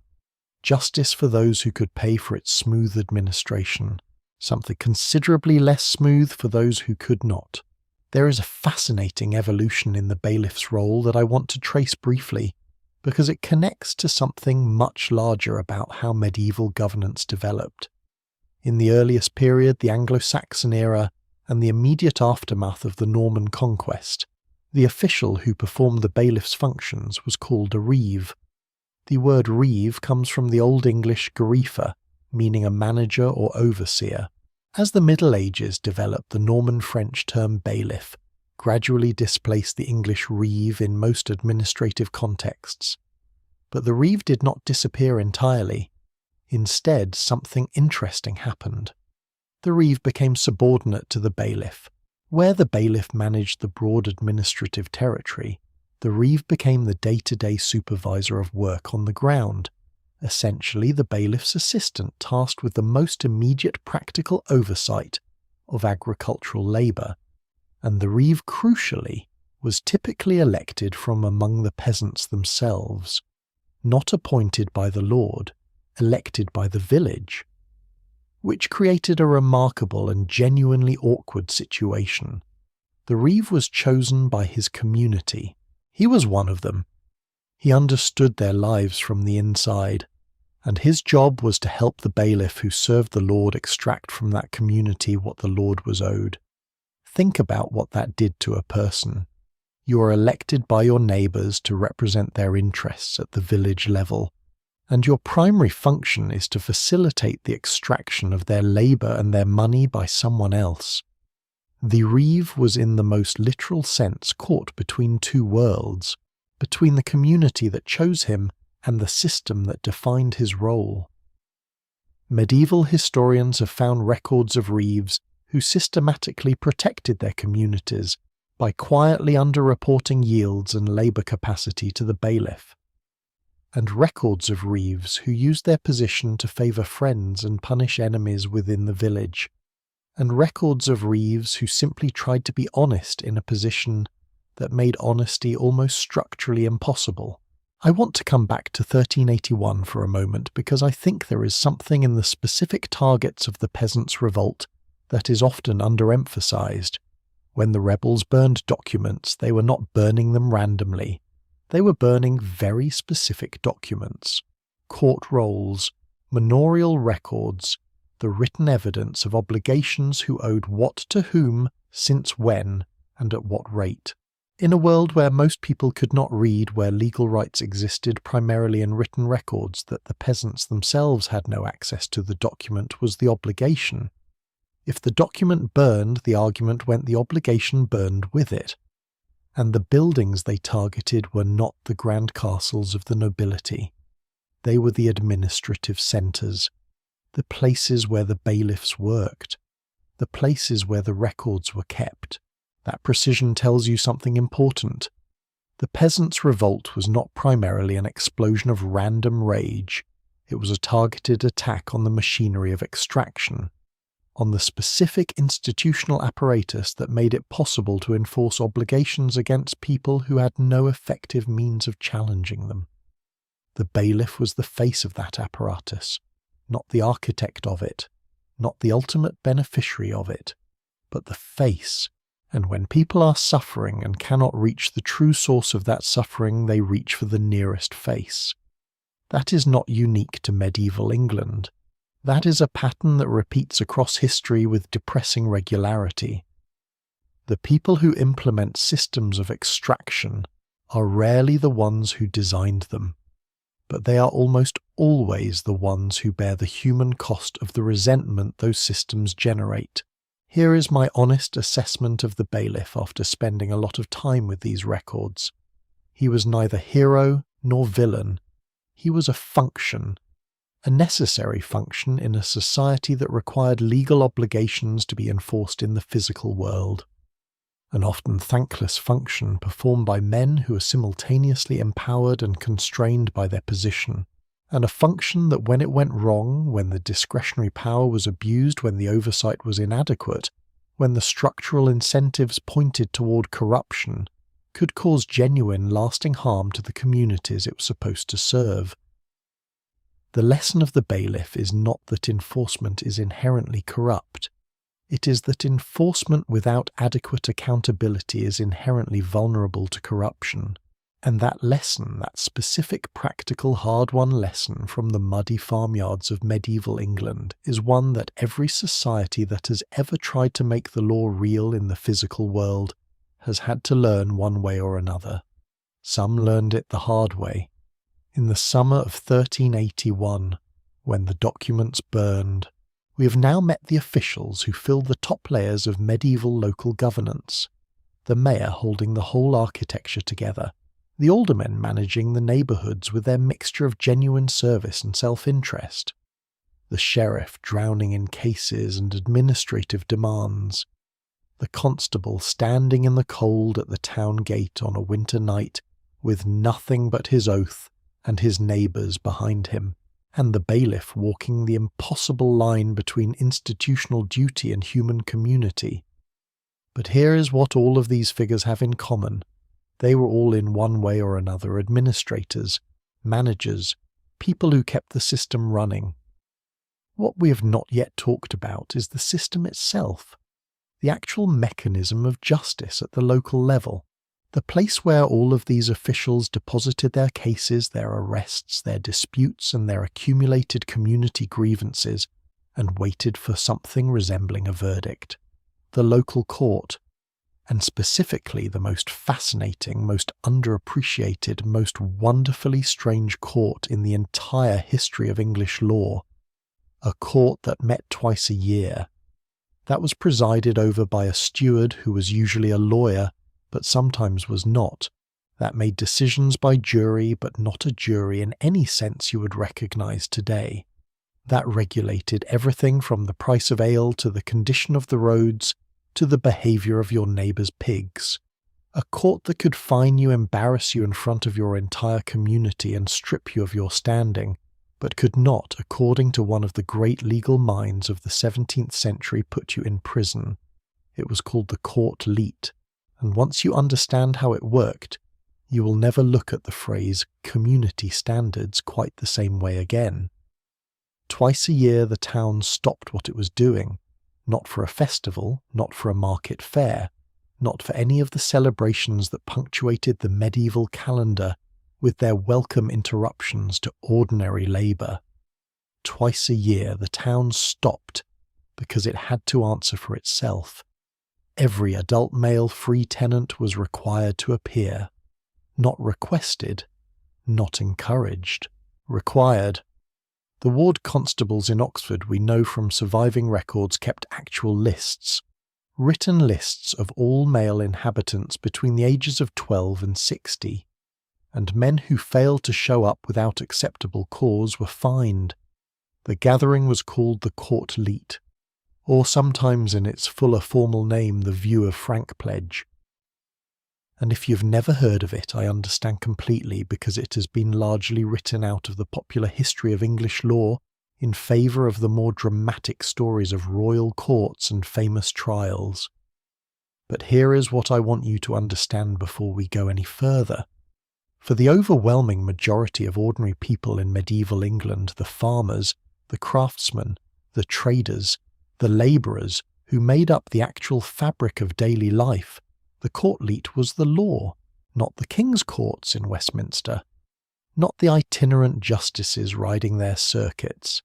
The court leet, the twice-yearly gathering in the Guildhall or the Manor House, or sometimes quite literally under an oak tree in the village, where 12 of your neighbours sat in judgment of your community's behaviour and your community's standards. That was justice at the scale that most people actually experienced it. And it was far stranger, far more interesting, and far more human than anything you would find in a formal legal history. Let me walk you through what actually happened at a court leet session. The setting first. Most sessions were held in the Guildhall if the town had one, or in whatever building served as the community's formal gathering place. The steward presided, and by the late 13th century the steward was almost always a professional lawyer, which is worth noting. This was one of the earliest points of entry for legal professionalism into the otherwise thoroughly amateur world of local governance. The bailiff was present as the court's officer, responsible for summoning those who needed to be summoned, maintaining order, during proceedings and executing whatever decisions the court reached. There was a court clerk keeping records in Latin until the year 1734, when English finally became the official language of legal records in England. And then there was the jury. 12 freehold tenants sworn in at the start of the sitting. Typically men of the franklin or yeoman class, above the rank of common labourer, below the rank of gentry. Men with property, with standing, with skin in the game of community order. And here is the crucial thing about this jury that distinguishes it from anything we would recognise today. This jury did not just decide cases that were brought before it. It brought cases itself. The jury's primary function was what the records call presentment, the formal identification and accusation of problems within the community. The jurors were expected to know from their own personal knowledge and observation what was wrong in their neighbourhood, who'd been causing trouble, whose fence was encroaching on the common road, which baker had been selling short-weight loaves, which alewife had been serving measure that did not match what she was charging for. They were not passive arbiters waiting for someone to bring a complaint. They were active investigators drawing on the accumulated community knowledge of 12 men, who between them probably knew every family, every property line, every long-running dispute in the entire district. And the fact that they were your neighbours, that the men accusing you knew your name, your history, your reputation, and your mother made the whole thing simultaneously more fair and potentially more terrifying than any anonymous legal proceeding could ever be. Now let me read you something that I find genuinely remarkable. The Alcester Court Leet, a court from the English Midlands whose records survive in unusual detail, contained a formal statement of its purpose that was written into its proceedings. The language describes what the court was required to do, and I want to share the spirit of it with you, because it is extraordinary in its scope. The court was required to inquire regularly into the proper condition of watercourses, roads, paths and ditches, to guard against encroachments on public rights, whether by unlawful enclosure or otherwise, to preserve landmarks, to keep watch and ward in the town, to overlook the common lands, to guard against the adulteration of food, to inspect weights and measures, to look in general to the morals of the people, and to find a remedy for each social ill and inconvenience. Read that again, slowly. Watercourses, roads, common lands, food safety, weights and measures, the morals of the people, a remedy for each social ill. This is not a narrow criminal court. This is a total governance institution. This is a body that considered itself responsible for the physical, economic, moral and social health of the entire community it served. By modern standards, that scope is breathtaking. It is also, I would argue, a more honest description of what local governance actually requires than anything most modern municipal charters would dare to claim. Because the truth is, the condition of the roads does connect to the morals of the community. The adulteration of food does connect to the health of social trust. The encroachment on common land does connect to the well-being of the poorest members of the community. The court leet understood these connections in a way that our more specialised, more bureaucratically divided modern institutions often struggle to. It understood that a community is a system, that everything connects to everything else, and that governance at its best is the art of tending that system as a whole. Here is a question for you. Have you ever lived in a neighbourhood with a homeowners association? If you have, you probably have feelings about it. Strong feelings, possibly feelings that are not entirely polite. I want to suggest to you that the homeowners association, that much maligned institution of modern suburban life, is in its essential structure a direct descendant of the court leet. Think about it. A body of community members with authority to regulate the physical standards of the neighbourhood, the right to fine people for violations, the power to compel compliance with community norms, the awkward social dynamic of neighbours judging neighbours. The court leet did all of that, and more, and with considerably more legal authority behind it.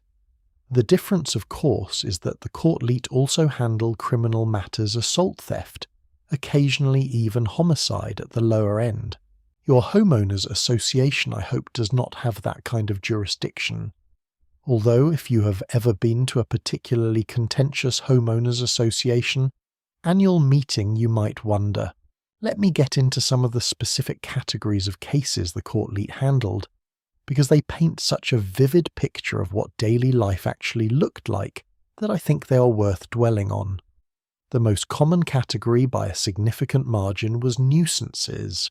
Not nuisances in the casual vague sense we use the word today. Nuisances in the precise medieval legal sense, obstructions to public space, violations of community standards of cleanliness and order conditions that made the shared environment of the town worse for everyone. Dunghills in the street, obstructions blocking the common lane, animals allowed to wander into neighbours' property, water that had been diverted from its proper course, buildings that were collapsing into the public way. These were not trivial matters. In a densely packed medieval town where everyone shared the same narrow streets, the same water sources, the same common spaces, one person's negligence could make life genuinely worse for hundreds of people.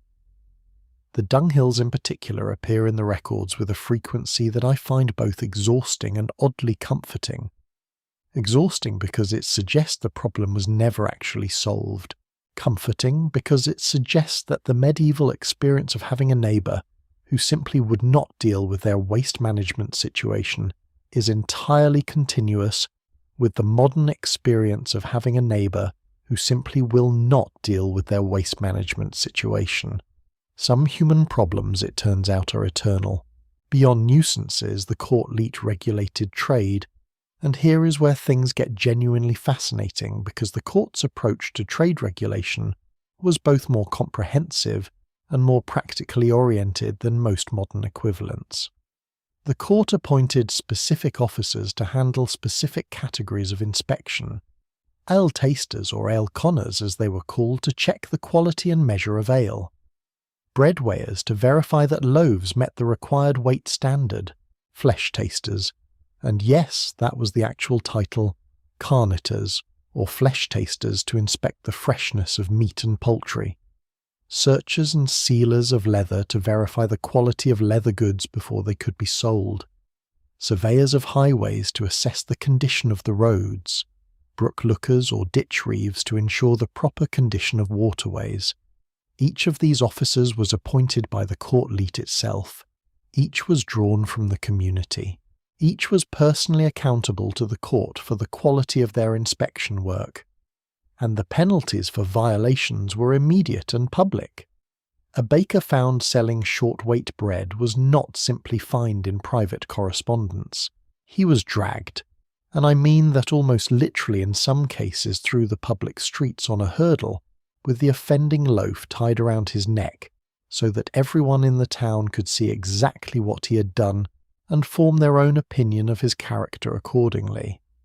Public humiliation was a technology of enforcement in a community where reputation was the foundation of economic life, where your ability to get credit to make contracts to be trusted as a trading partner depended entirely on what your neighbours thought of you being publicly identified as a cheat, was a punishment that hurt in ways that a fine alone never could. Now let me talk about the jury's role in the frank pledge view, because I mentioned it briefly earlier, and it deserves a fuller explanation.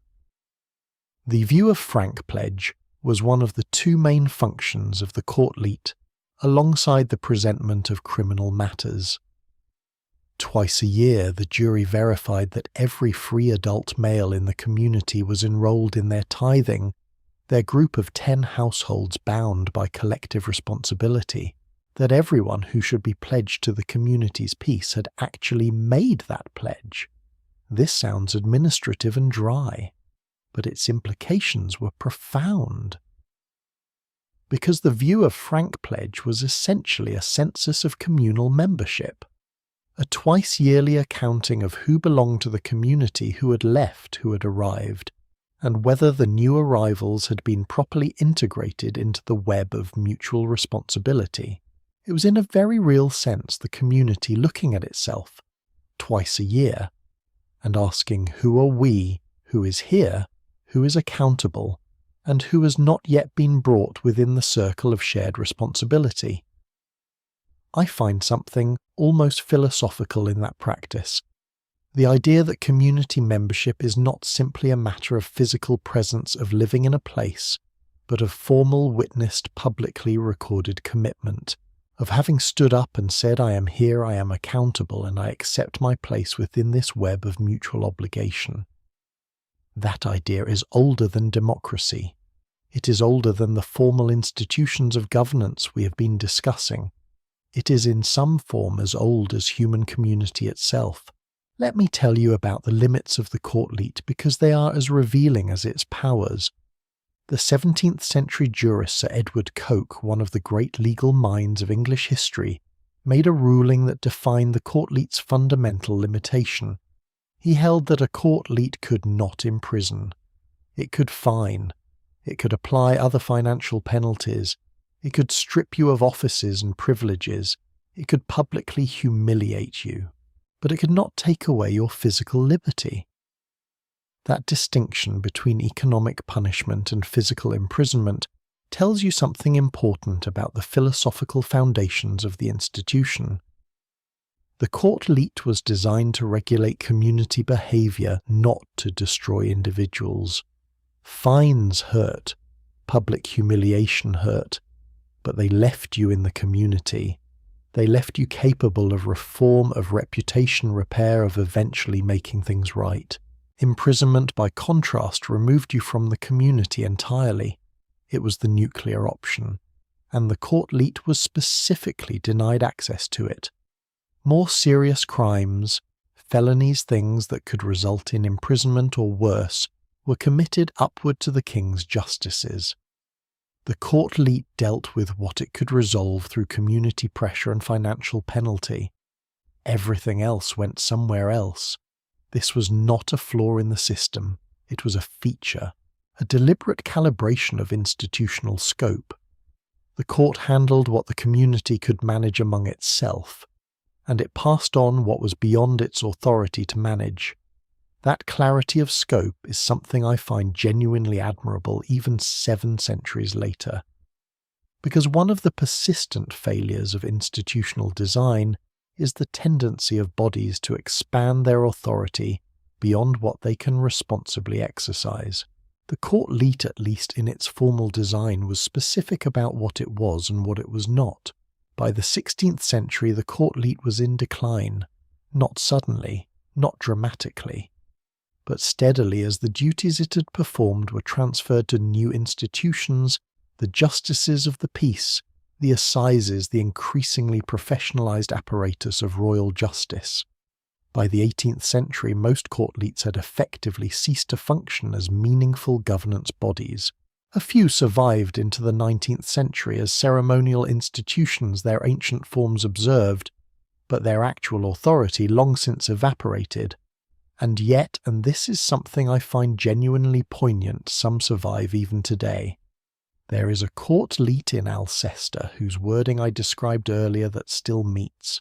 There are a handful of others scattered across England, their proceedings now largely ceremonial, their ancient offices still filled by community members who take the oath and go through the forms and thereby maintain an unbroken thread of institutional continuity stretching back to the medieval period. Something in that persistence moves me, not because I think we should return to the courtleet as a serious governance institution. We have moved rightly toward more professional, more formalised, more procedurally protected systems of justice. But because those ceremonial survivors remind us that the impulse behind the courtleet, the impulse to have the community itself take responsibility for its own standards, its own order, its own accountability, is not an impulse that goes away. It just finds new forms, in neighbourhood associations, in community boards, in the persistent human desire to have a place where grievances can be heard by people who actually know and care about the community they are serving. We have now looked at the courtleet from the inside, at its jury of neighbours, its appointed officers, its twice-yearly reckoning with the condition of the community. But there is one officer of the courtleet whose story deserves its own full treatment. An officer so specific, so wonderfully strange, so perfectly medieval in its combination of the practical and the absurd, that when I first read about the role in detail, I genuinely laughed out loud. And then I thought about it more carefully, and I realised it was actually one of the most important public health innovations in English history. The ale conner, a man whose job, whose actual formal court-appointed job involved sitting in puddles of beer in leather breeches, on purpose, as a professional quality control measure. I promise you, when you hear the full story, you will understand completely why this office existed, and you might even find yourself thinking that it was in its own thoroughly unorthodox way rather brilliant. Right so. I need you to picture something for me. A man walks into a tavern, not as a customer, not to meet a friend or escape the rain, or celebrate some minor victory over the chaos of daily medieval life. He walks in carrying a small wooden cup, wearing a very specific pair of breeches made from leather, and he has the full legal authority of the court leet behind him. He approaches the barrel. He pours himself a measure of the freshly brewed ale. He finds a wooden bench or a stool. And then deliberately, methodically, with the solemn focus of a man performing an important civic duty, he pours the remaining ale from his cup directly onto the bench, and sits in it. He sits in his leather breeches, for a prescribed amount of time, while the tavern keeper watches, probably with the expression of someone who has seen this before, but has never quite made peace with it, and then he stands up.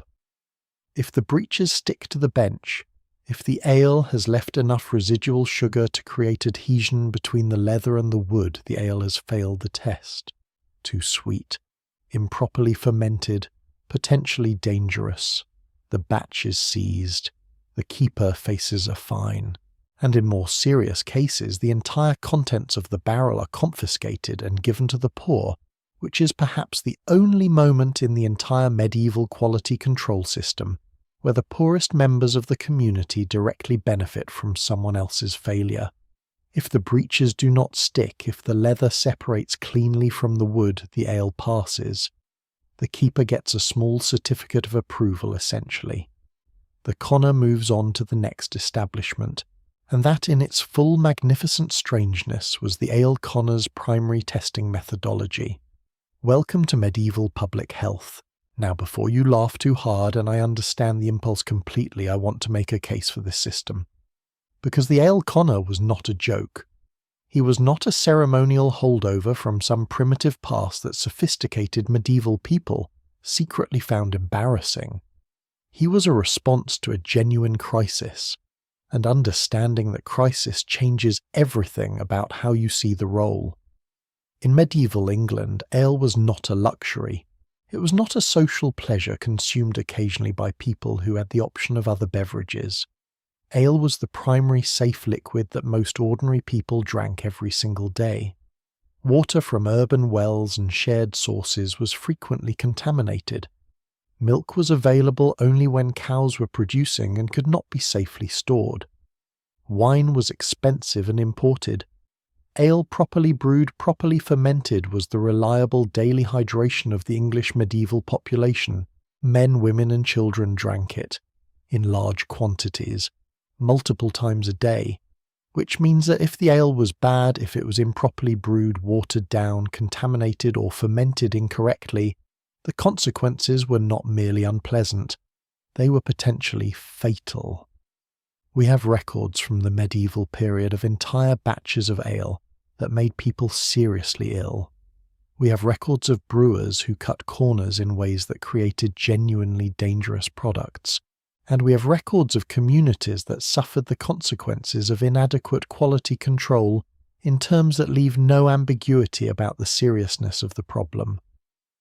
The ale conner existed because people were dying, not dramatically, not in headline-making numbers, but steadily, quietly from contaminated or improperly prepared ale consumed by people who had no other safe option.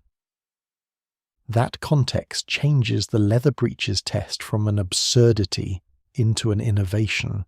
It was a practical, repeatable, standardized test developed in a world without chemistry, without microscopy, without any of the scientific tools we would use today to assess fermentation quality. It tested for residual sugar, which indicated incomplete fermentation.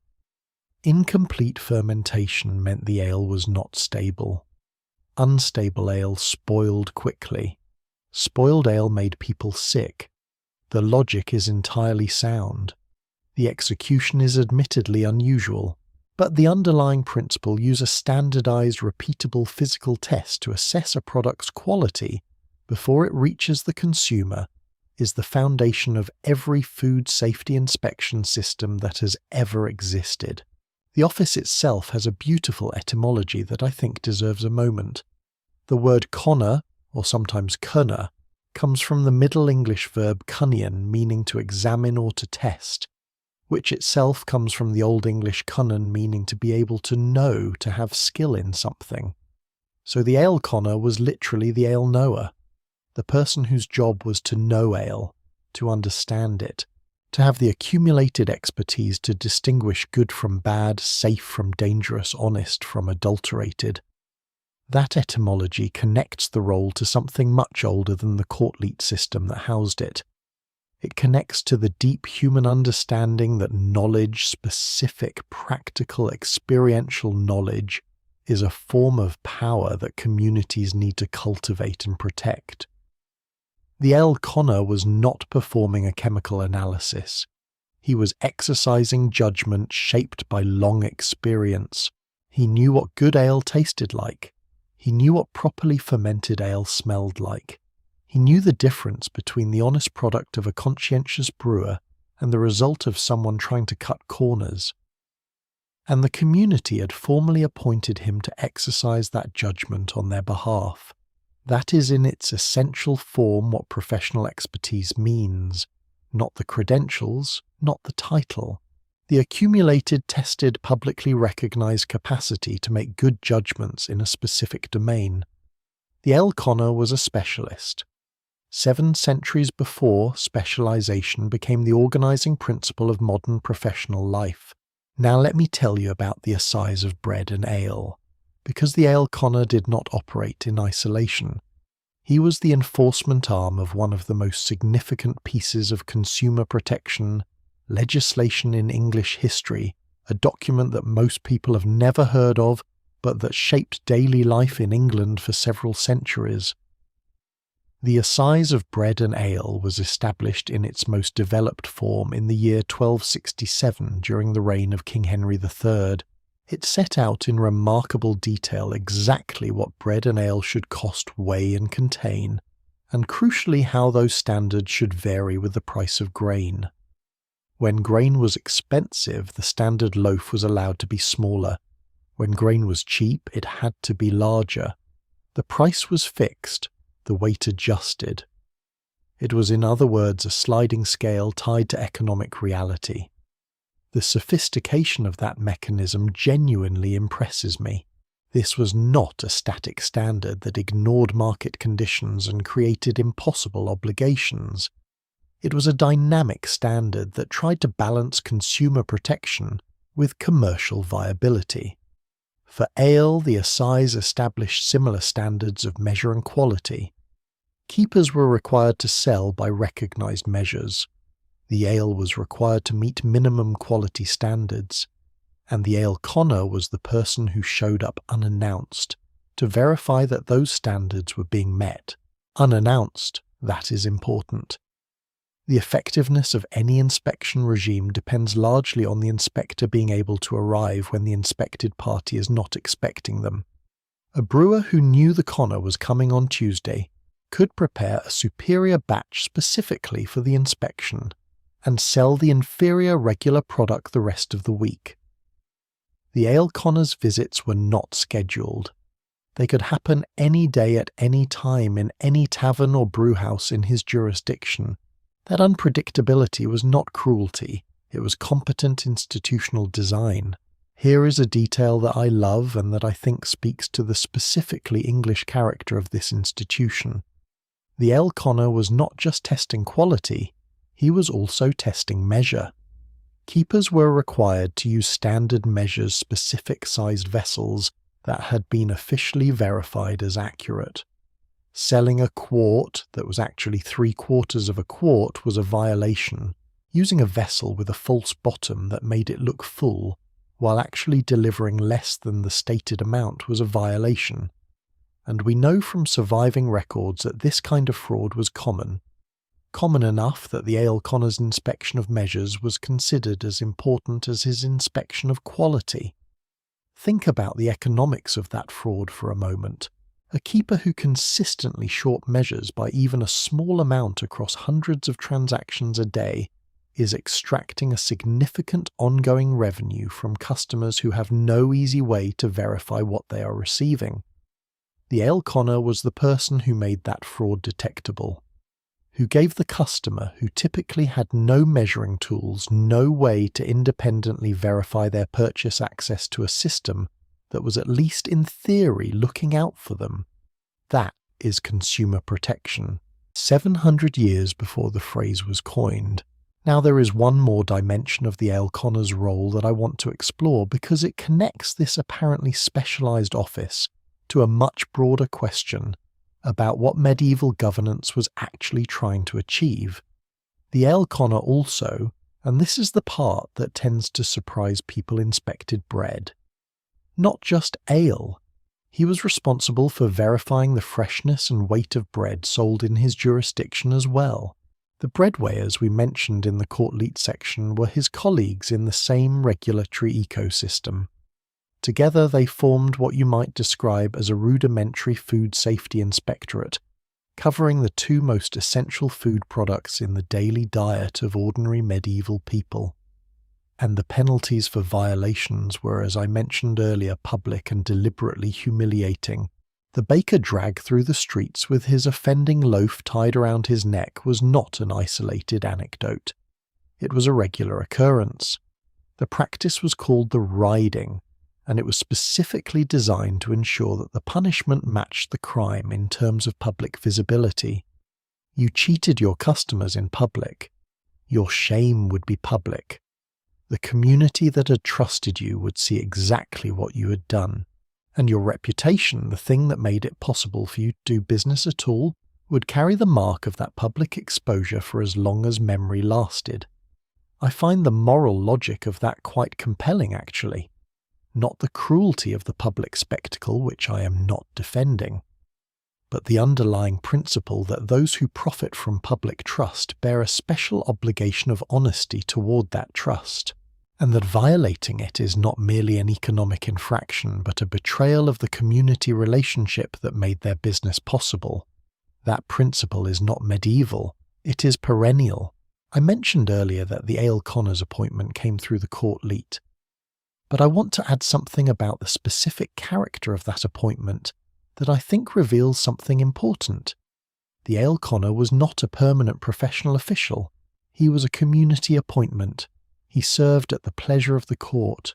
He was drawn from the community, known to the community, and accountable to the community through the court that had appointed him. This meant several things in practice. It meant he probably knew most of the keepers he was inspecting, which created the same tension we discussed with the constable, the problem of enforcing standards against people you know personally. An ale conner who was too friendly with the local tavern keeper might find reasons not to notice certain irregularities. An ale conner with a grudge against a competitor of his own family's business might be rather more assiduous in his inspections of that competitor than of others. We know both of these things happened. The records are honest about it. But the system also had a corrective mechanism, because the court leet that appointed the ale conner also heard complaints about the ale conner.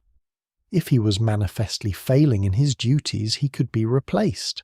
If he was manifestly abusing his position, he could be fined. The accountability ran in both directions. The institution trusted its appointed officer, and the institution also watched him. That dual relationship, trust and oversight operating simultaneously, is, I would argue, the signature design principle of the entire court leet system. Community members were trusted with real authority, and that authority was exercised under community scrutiny, not perfectly, never perfectly, but structurally by design, with the recognition that unchecked authority is always eventually abused. Let me tell you a final detail about the ale conner that I find genuinely delightful. In the town of Market Drayton in the English Midlands, there was an annual event called the Dirty Fair, a market fair held in late December that had the unusual custom of being formally opened by the Court Leets Ale Connor, not by the mayor, not by the lord of the manor, not by any of the grander officials we've been discussing throughout this story, by the Ale Connor, the man whose primary qualification for public prominence was his willingness to sit in puddles of fermented grain liquid for the public good. There is something wonderfully democratic about that. Something that says in this community the person who does the unglamorous necessary work of protecting ordinary people from ordinary dangers is the person we honour, the person who stands at the beginning of our celebration. I do not know who first gave the Ale Connor the honour of opening the Dirty Fair, but whoever it was, I think they understood something important about what a community owes to the people who serve it. Not just the grand officials, not just the men with the titles and the power and the place at the high table, but the ones who do the work, the ones who show up every day in the tavern doorway with their wooden cup and their leather breeches and their court-leet authority, making sure that what people put in their bodies will not harm them. That deserves honour. That has always deserved honour. The Ale Connor is in a way the perfect emblem of everything we've been exploring in this long journey through medieval local governance. He is unglamorous. He is easy to laugh at. He has been largely forgotten by history. And he was doing something essential, something that required genuine expertise, genuine commitment, and genuine willingness to exercise authority in a community where the people he was regulating were his own neighbours. He was the food safety inspector of the medieval world, the consumer protection officer, the public health official, all rolled into one man, one wooden cup, and one pair of leather breeches. Now the Ale Connor operated in the fixed world of the tavern and the bakery, in the established markets of a settled town where the traders were known, where the premises were inspectable, where standards could be enforced through regular visits. But what happened when the traders were not settled? When they came from somewhere else, stayed for a few days, sold their goods and left before anyone could properly hold them accountable? What happened when the fair came to town? Because medieval fairs were enormous, chaotic, commercially vital events that brought together thousands of traders and buyers from across the entire country, and sometimes from across the entire continent. And they created legal problems that no ordinary court with its twice-yearly schedule and its community knowledge jury was remotely equipped to handle. The solution that medieval England developed for this problem was one of the most unusual courts in legal history. A court whose name translates roughly as the Court of the Dusty Feet. A court that met outdoors, that decided cases on the spot, that operated on the timescale not of months or seasons but of hours, and that embodied in its very structure one of the most interesting ideas in the history of commercial law. The medieval fair arrived like a small city being assembled overnight. One day the field outside the town walls was empty. The next it was a labyrinth of wooden stalls, canvas awnings, rope barriers, and the accumulated noise of several thousand people who had travelled from distances that would have seemed extraordinary to stay-at-home medieval standards. Some from the next county, some from the other side of England, some from Flanders, from the German states, from as far as the Mediterranean trading network stretched. Bolts of fine cloth from the Low Countries leaned against stalls selling English wool. Spice merchants from the south unpacked their mysterious containers of pepper, ginger, and cinnamon goods so valuable that they were measured not by the barrel but by the ounce. Livestock traders moved animals through the outer edges of the fair in herds that added their own particular contribution to the atmosphere. And everywhere in every direction transactions were happening. Contracts were being made verbally and in writing. Goods were changing hands. Money was moving. Credit was being extended. Promises were being made. All of this was happening fast. Because the fair did not last forever. In many cases it lasted only a few days, sometimes a week, occasionally for the great fairs 2 or 3 weeks, but always with an end date, always with the knowledge that when it was over the traders would pack up, load their goods and disperse back across the roads of England and Europe, taking with them whatever disputes, unpaid debts or broken agreements the fair had generated, unless someone resolved those disputes before they left. And that was the problem that created one of the most ingenious legal institutions in medieval history, the Peapowder Court. The name itself is a small marvel. It comes from the Old French pipoudre, dusty foot. The courts were named for the very people they served. The travelling merchants who had walked the roads of England and Europe to reach the fair, their feet whitened with the dust of the road, their boots worn from weeks of travel. The dusty-footed ones, the people who had come from somewhere else and would be gone again before the week was out. And the court that bore their name was designed around one central radical insight about what justice actually required for these particular people in these particular circumstances. It had to be fast, not merely efficient, not merely well organised, genuinely, almost recklessly fast. The Peapowder Court was described in historical sources as the lowest and most expeditious of the courts of justice, known to the ancient common law of England. Most expeditious. That phrase was not a criticism, it was the entire point. Let me explain why speed was not just a convenience, but an absolute necessity. Imagine you are a merchant from Bruges, a cloth trader who has travelled several weeks to reach the great fair at St. Bartholomew in London, which was held annually around the 24th of August and ran for 3 days. 3 days. You have brought bolts of fine wool cloth. You have sold most of them. But one buyer, a man you've never met before who gave you a name you cannot verify, and a promise of payment you now have reason to doubt, has taken delivery of a significant quantity of your goods and has not paid. What are your options? In the ordinary English legal system, you could file a complaint and wait for your case to be heard in the appropriate court. That process might take months, by which time you're back in Bruges, your witnesses have scattered across 3 countries, and the buyer has long since disposed of the goods and moved on with his life. The ordinary legal system was built for settled people with fixed addresses and the patience to wait. You are neither. You leave in 2 days, or you find the Peapowder Court, which is holding sessions right now today in whatever open space near the fair has been designated for the purpose, which will hear your case this afternoon, which will reach a verdict before the sun goes down. That is the Peapowder Court, justice measured not in months but in hours, designed specifically, deliberately as a response to the reality that commercial life moves at a pace that formal legal systems have always struggled to match.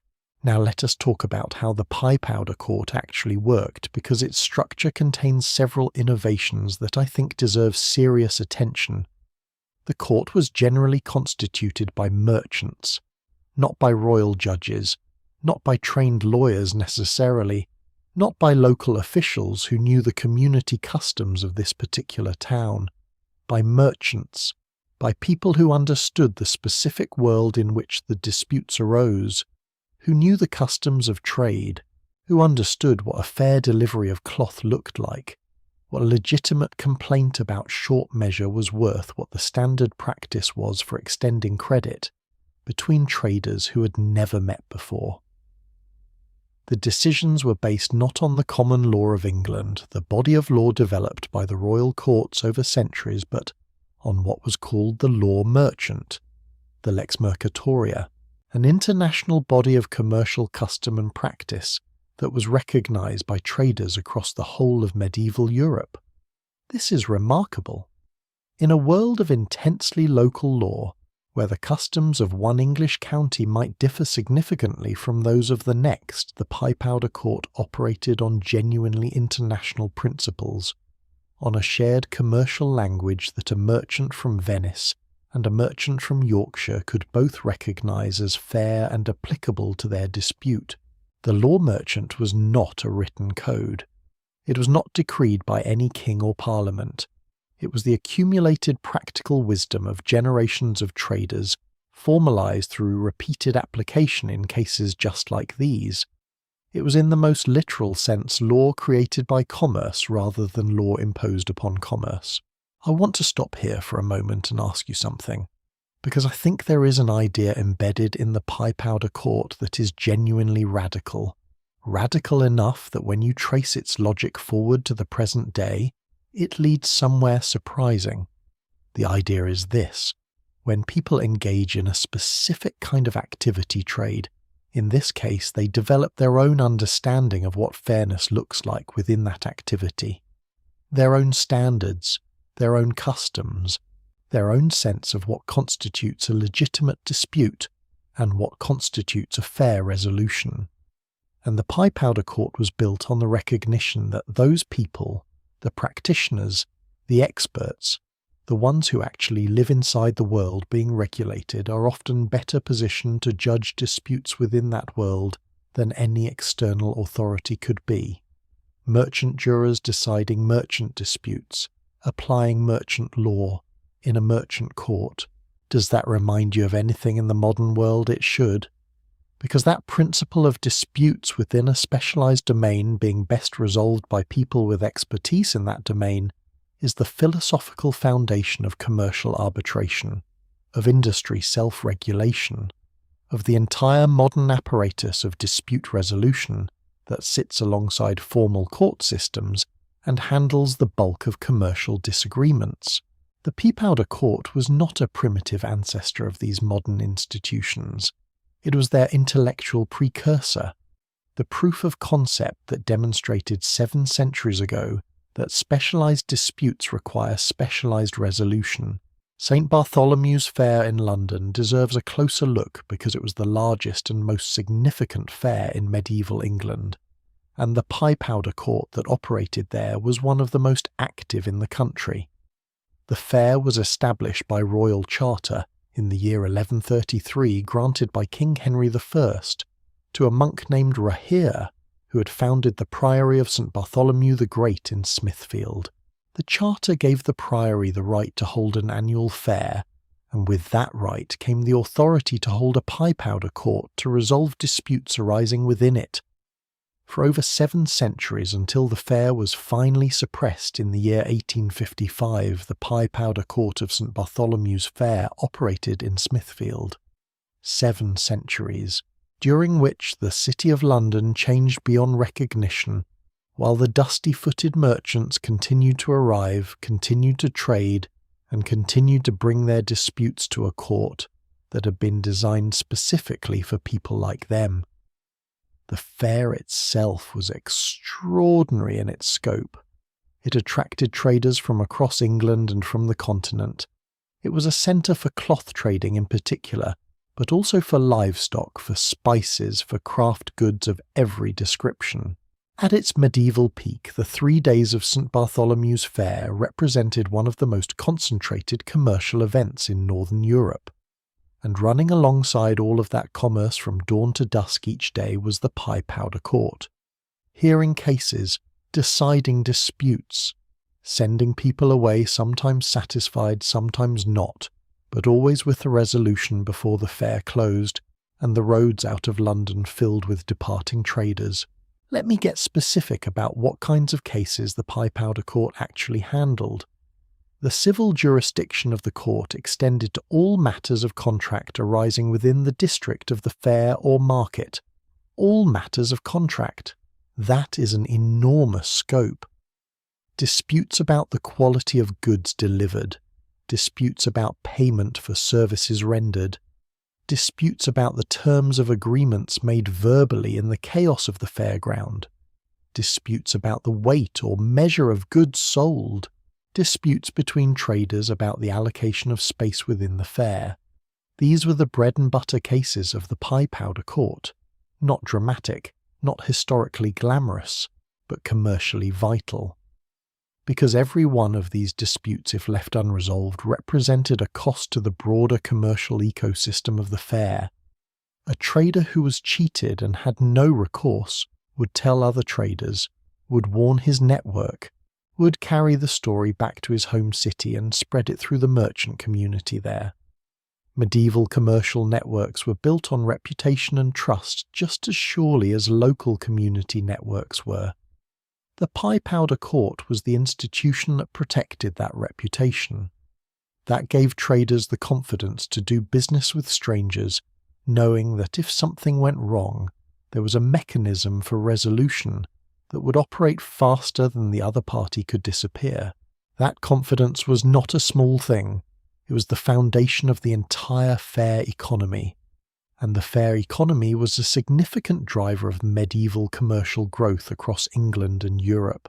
Here is something that I find fascinating about the way the pie-powder court positioned itself in relation to the broader legal system. The court was described as holding sessions, summarily and on the spot. Summarily. That word carries specific legal meaning. It means without the full procedural apparatus of formal court proceedings. Without the elaborate pleadings, the multiple hearings, the extended procedural steps that characterize the common law courts. A case was brought, evidence was heard, a decision was made, the same day. Now in modern legal culture, summary proceedings have a slightly uncomfortable connotation. They suggest shortcuts, a lack of proper process, the sacrifice of fairness for speed. And I think it is worth sitting with that discomfort for a moment because it points to a genuine tension in the design of the pie-powder court. Speed and thoroughness are in most circumstances in conflict. A faster process has less time for nuance, less time for the full exploration of competing claims, less time for the careful weighing of evidence that more deliberate proceedings allow. The pie-powder court made a deliberate trade-off. It chose speed over thoroughness. It chose a judgment that was good enough delivered on time over a judgment that was perfect delivered after everyone had gone home. And I think that trade-off was correct given the circumstances. But I also think it is worth acknowledging that it was a trade-off, that some people who came before the pie-powder court left with decisions that did not fully capture the complexity of their situation, that the court speed was for some litigants a form of injustice as much as a form of justice. There is no cost-free solution to the problem of commercial disputes at a temporary fair. The pie-powder court was the best available option, not a perfect one. And I think that honest assessment of its limitations is actually more respectful of the institution than treating it as an uncomplicated success story. The legacy of the pie-powder court extends further into modern life than most people realize. The basic principle that commercial disputes should be resolved quickly by people with relevant expertise applying specialized commercial norms rather than general legal principles is embedded in modern commercial arbitration in international trade law in the dispute resolution mechanisms of online marketplaces. When you buy something from a seller you've never met through a platform that has its own dispute resolution process, and that process gives you a decision within 48 hours based on the platform's assessment of commercial fairness rather than formal legal procedure, you're experiencing something that is structurally recognizable to anyone who has studied the pie-powder court.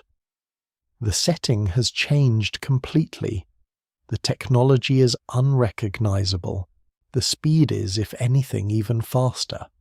But the underlying logic, fast resolution, specialized judgment, commercial custom, rather than general law, has not changed in 7 centuries.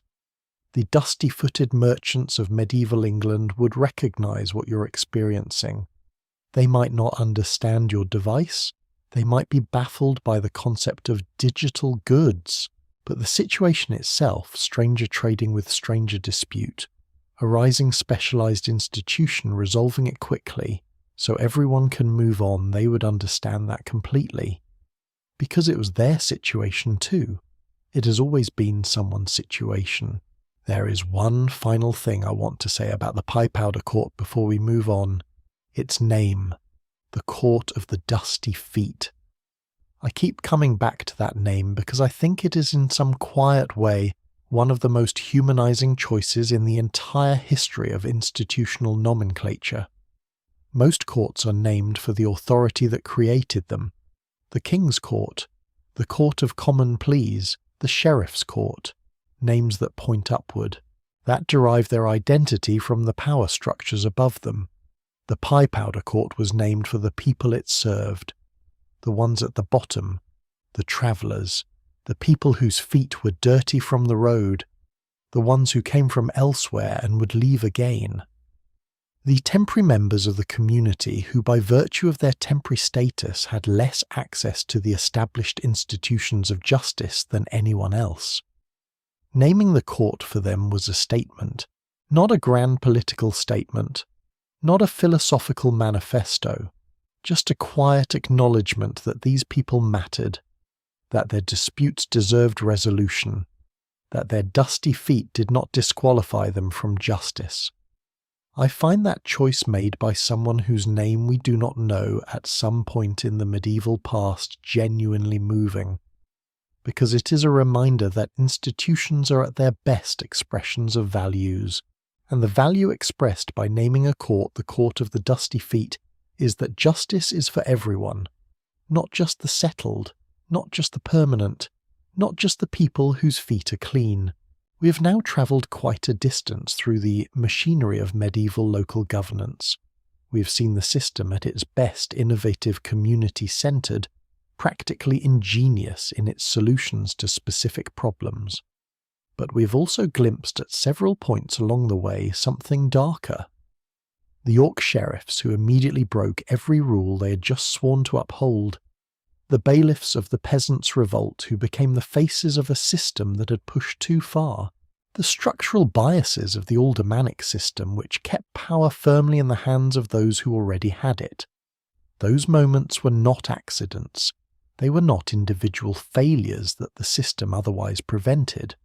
They were in many cases the system working exactly as designed for the benefit of those who held power at the expense of those who did not.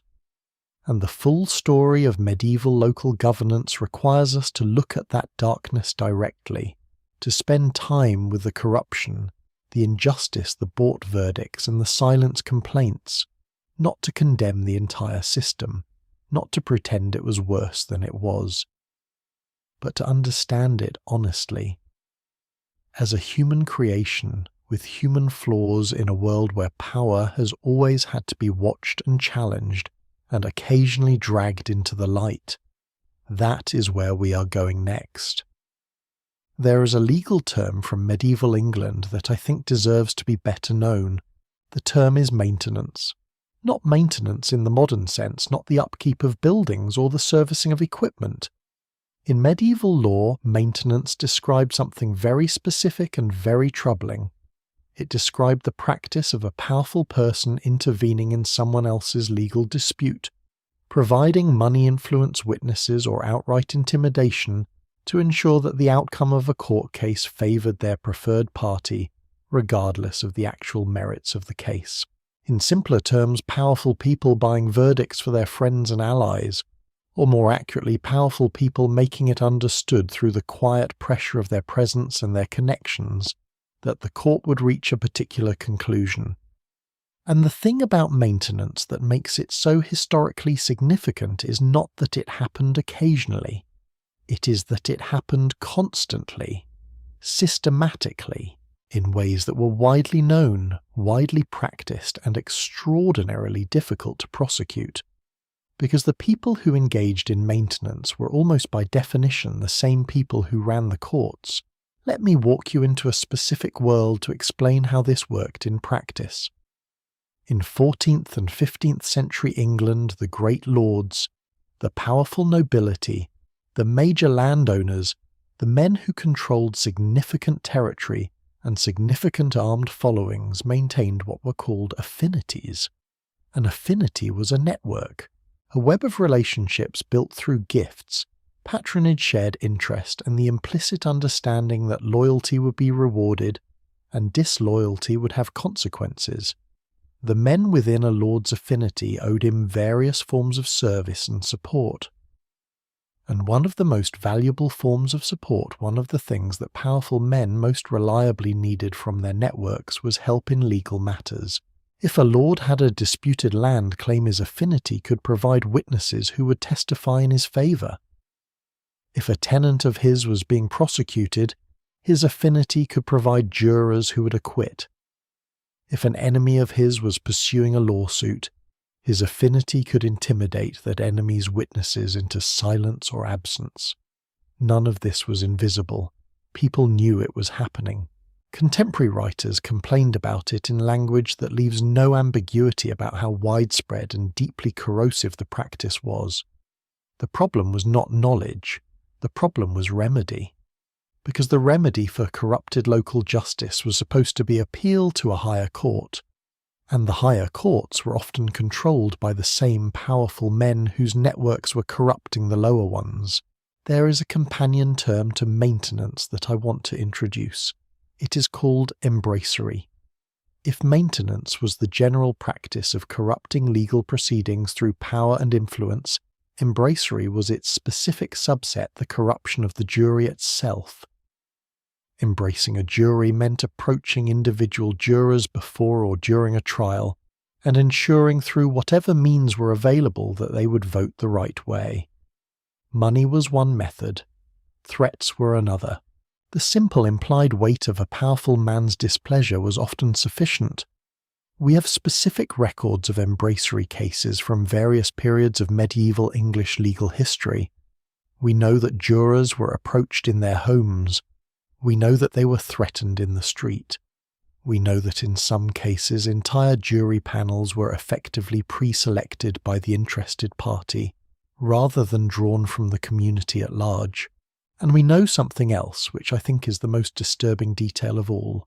In many cases, the jurors themselves were not entirely unwilling participants, because serving on a jury was for ordinary men of modest means a genuinely risky business. You were being asked to decide against people who might be more powerful than you, against men with armed followers and long memories, and the capacity for retaliation that extended well beyond anything the court system could protect you from. The juror who voted against a powerful lord's interests might find his tenancy suddenly challenged, his credit suddenly unavailable, his applications for official positions mysteriously unsuccessful. The word we use for this today is intimidation. Medieval people used various terms, but the experience was the same. Giving the right verdict was sometimes simply the safer option. Not because you were corrupt, but because you were afraid. And a legal system that makes its jurors afraid is a system that has already failed at its most fundamental purpose. Now, I want to be careful here not to paint the entire medieval legal system as simply a mechanism for powerful people to get what they wanted. That would be inaccurate, and more importantly, it would be boring. Because the truth is considerably more complicated and considerably more interesting. The same period that produced widespread maintenance and embracery also produced extraordinary efforts to combat those practices. The same century that saw the most egregious examples of corrupted local justice also saw the development of new institutions specifically designed to provide remedies that the corrupted institutions could not. The most important of these was the Court of Chancery. The Court of Chancery developed through the 14th and 15th centuries into what historians sometimes call a court of conscience, a court that operated outside the common law, that could hear cases where the ordinary legal remedies were inadequate or had been corrupted, and that applied principles of equity rather than strict legal procedure. The chancellor, the head of the court, was typically a senior churchman, later a trained lawyer. He could hear petitions from people who'd been denied justice in the lower courts. He could investigate circumstances that a common law court would not or could not examine. and he could provide remedies that were simply not available within the rigid procedural framework of the common law. The Chancery was in effect a release valve, the safety mechanism that medieval England developed in response to the consistent failure of local justice to protect the vulnerable from the powerful. And the evidence that it was genuinely needed is visible in the sheer volume of petitions it received. From ordinary people, from women, from merchants, from minor landowners, from anyone who had exhausted the ordinary avenues of justice and found them blocked by power, influence, and money. Let me tell you about a specific pattern that appears repeatedly in the Chancery records because I think it illustrates the problem with particular clarity. A common scenario looks something like this. A man of modest means a small landowner perhaps, or a successful craftsman had a legitimate legal claim. A piece of land that was rightfully his, perhaps inherited from a father, documented in old records recognized by the community. A more powerful neighbor decided he wanted that land. Rather than engaging in straightforward violence, which had its own complications, the powerful neighbor used the legal system. He brought a claim in the local court. He filled the jury with his own people. He provided witnesses who testified under oath to things that were simply not true, and he won. The man with the legitimate claim now found himself the legal loser in a case he'd actually had the better argument in. His options in the local system were exhausted. The same people who had just ruled against him controlled the appeals process. The same network that had corrupted the original proceeding would corrupt any subsequent one. So he went to Chancery. He wrote a petition, or had someone write it for him, since many petitioners were illiterate describing what had happened. He appealed not to legal procedure, but to conscience. He described the injustice in terms of what was morally right, rather than what was technically legal. And sometimes, not always, not even most of the time, but sometimes the Chancery heard him, investigated, found that what had happened was indeed unconscionable, and provided a remedy. That remedy was not always perfect. The Chancery had its own limitations, its own vulnerabilities to influence its own procedural complications. But it represented something genuinely important. It represented the institutional recognition that local justice could fail, that the powerful could corrupt the systems designed to constrain them, and that there needed to be somewhere for ordinary people to go when that happened. Now I want to talk about something slightly different, not the grand corruption of powerful lords manipulating courts, but the smaller, quieter, more ordinary corruption of the officials themselves. The constable who ignored certain violations because the violator was his cousin. The ale conner who passed batches he knew were questionable because the tavern keeper had been generous to his family during a hard winter. The bailiff who served papers slightly late, creating just enough procedural irregularity to give a case a different outcome. This kind of corruption is less dramatic than maintenance. It does not involve great lords and armed affinities and systematically corrupted jury panels. It involves ordinary human beings making small compromises one at a time in situations where the right thing and the personally convenient thing point in different directions. And I want to say something about this kind of corruption that I think gets lost in the more dramatic narratives.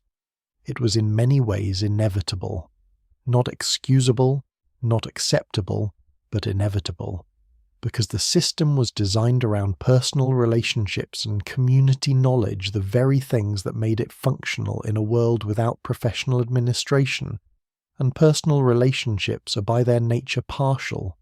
They involve loyalty and affection and history.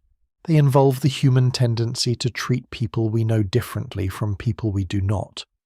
The same proximity that made the constable effective his knowledge of the community, his presence within it, his inability to hide from the consequences of his decisions, also made him vulnerable to the particular temptations that proximity creates.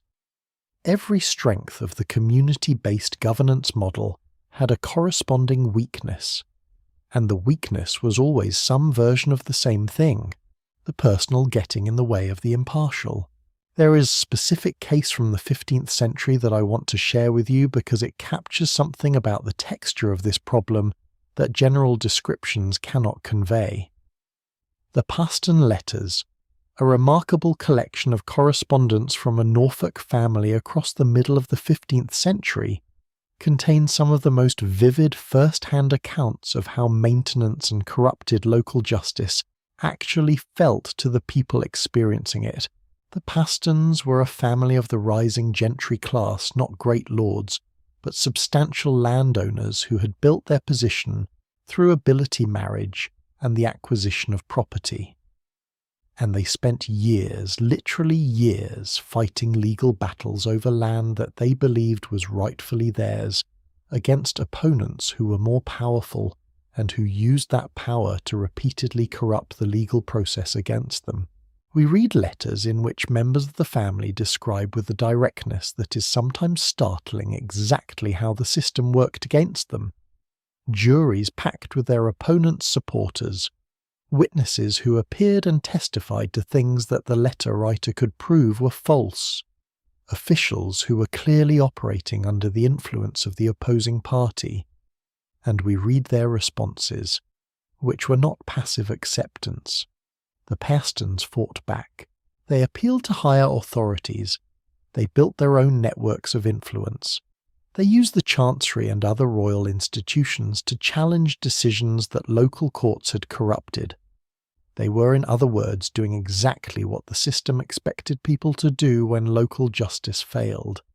They were escalating, going to the next level, using the institutional safety valves that medieval governance had developed precisely because everyone understood that local justice could be corrupted.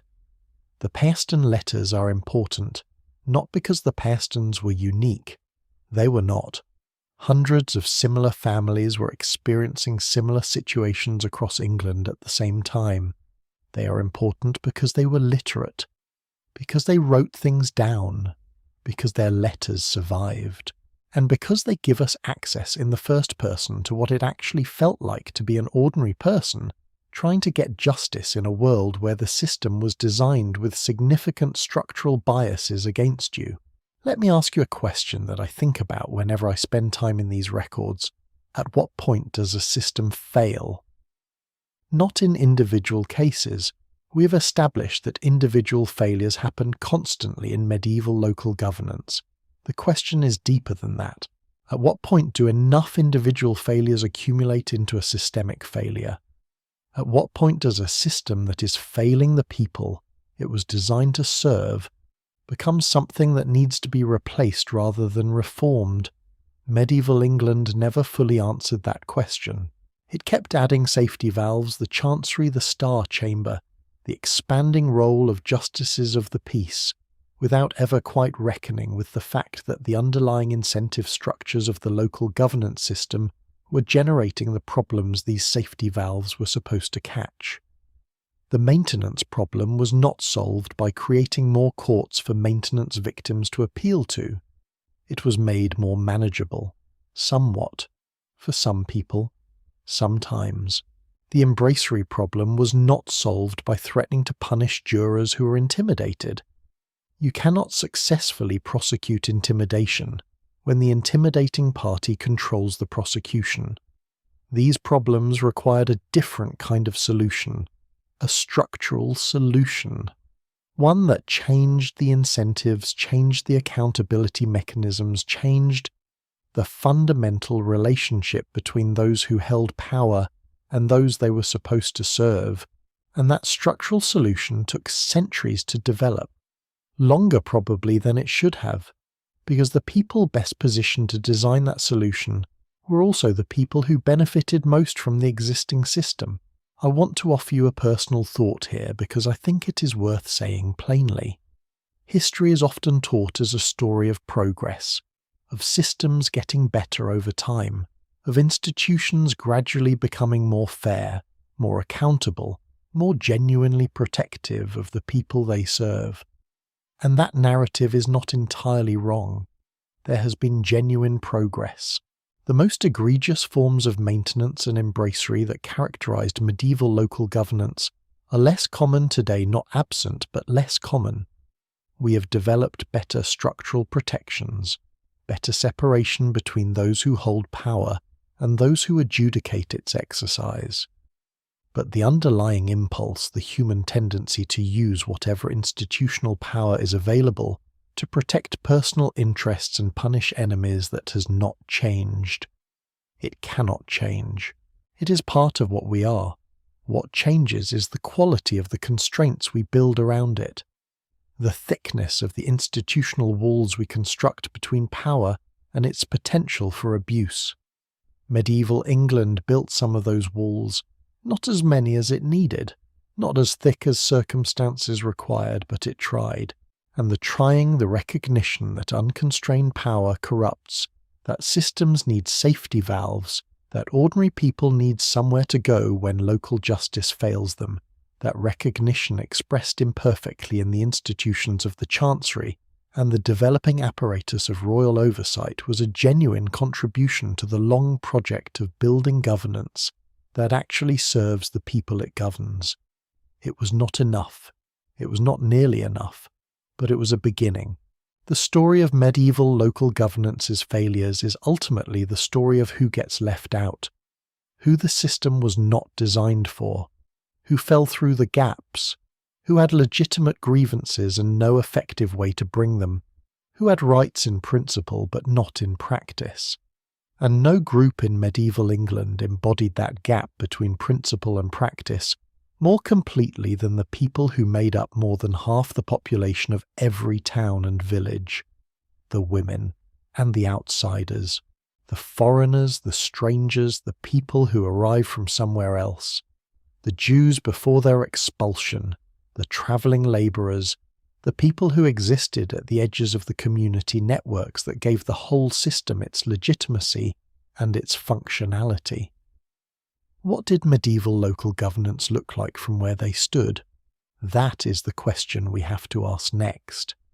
Because their story is not a footnote to the main narrative, it is the part of the narrative that tells you what the system was really for, and what it was really not for, no matter what the official documents said.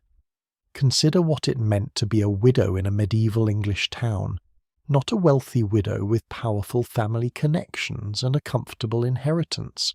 An ordinary widow, a craftsman's wife whose husband had died of fever in the autumn, leaving her with a workshop, a small amount of stock, 2 apprentices whose contracts still had 2 years to run, and a house whose tenancy had been in her husband's name.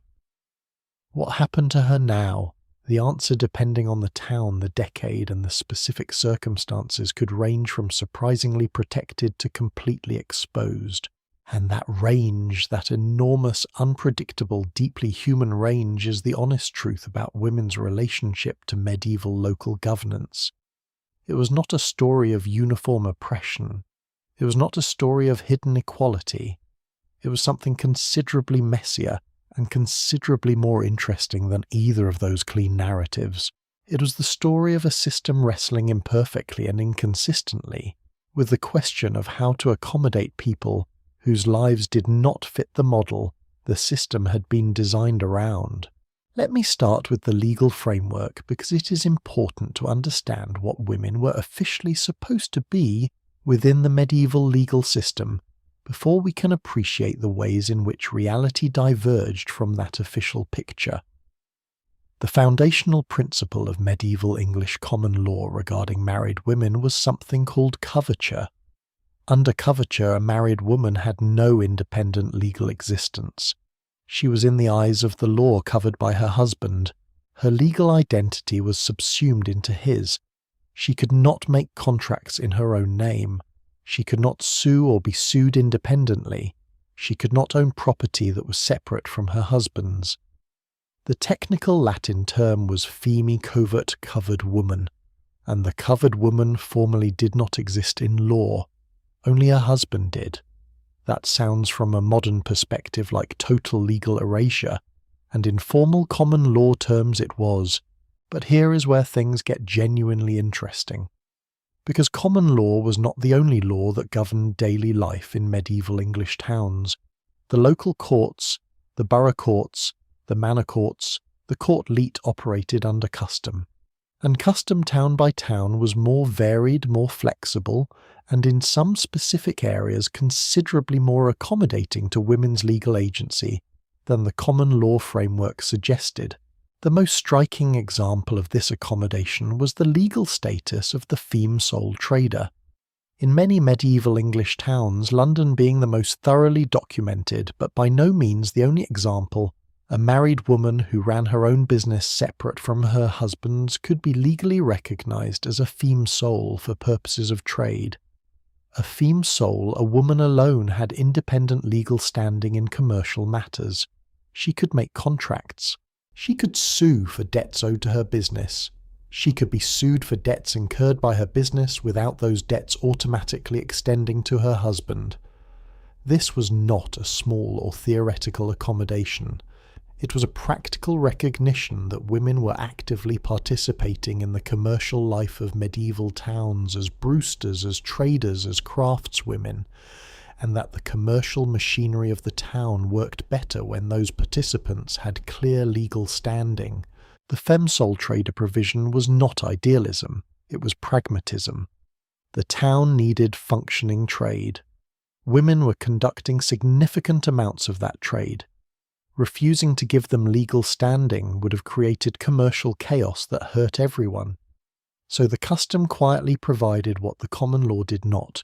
But I want to be careful not to make this sound like a progressive victory, because the feme-sole provision was narrow contingent and could be revoked. It applied to commercial matters. It did not extend to property ownership in any meaningful general sense. It did not give women political voice. It did not allow them to hold office, serve on juries, or participate in the formal governance apparatus we've been discussing throughout this entire story.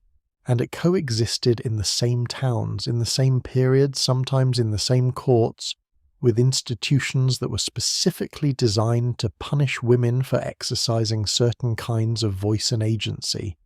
The cucking stool, the scold's bridle. These are the instruments that the same communities which accommodated the feme-sole trader also deployed against women who were deemed to have spoken too much too loudly or too critically about their neighbours, their husbands, or their community's governance. The offence was called scolding, or sometimes common scold, and it was prosecuted specifically and almost exclusively against women. A common scold was a woman who habitually disturbed the peace of the neighbourhood through quarrelsome and abusive speech. That description sounds almost comically vague until you understand what it was actually being used to control. Women who complained too publicly about mistreatment. Women who argued with their husbands in ways that the community found threatening to domestic order. Women who spoke critically about local officials or local decisions. Women who, in short, used the power of voice, the one informal power available to them, in ways that the governing class found inconvenient. The punishment was deliberately public and deliberately humiliating. The cucking stool, a chair mounted on a long beam over a body of water, dunked the convicted woman into the water while the community watched. The scold's bridle, an iron cage fitted over the head, with a metal bit designed to press down the tongue, prevented speech entirely. I find those instruments almost unbearable to look at in historical collections. Not because they are the most extreme forms of punishment in medieval history, they are not, but because of what they reveal about what the system found threatening. Not violence, not theft, not the corruption and bought verdicts we discussed in the previous section. Speech, a woman's voice. That was what required a metal cage. Now let me move to a different category of outsider, because the experience of women within medieval local governance is in some ways the most complex story, precisely because women were everywhere, central to the community's daily life, impossible to exclude entirely.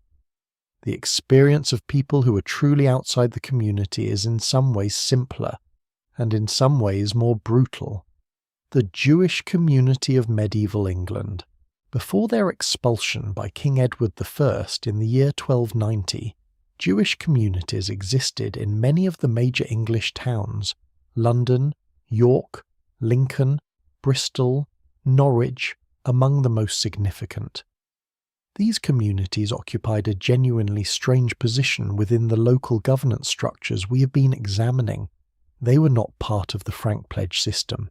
They did not serve in the community constabulary. They did not sit on juries. They did not hold civic office.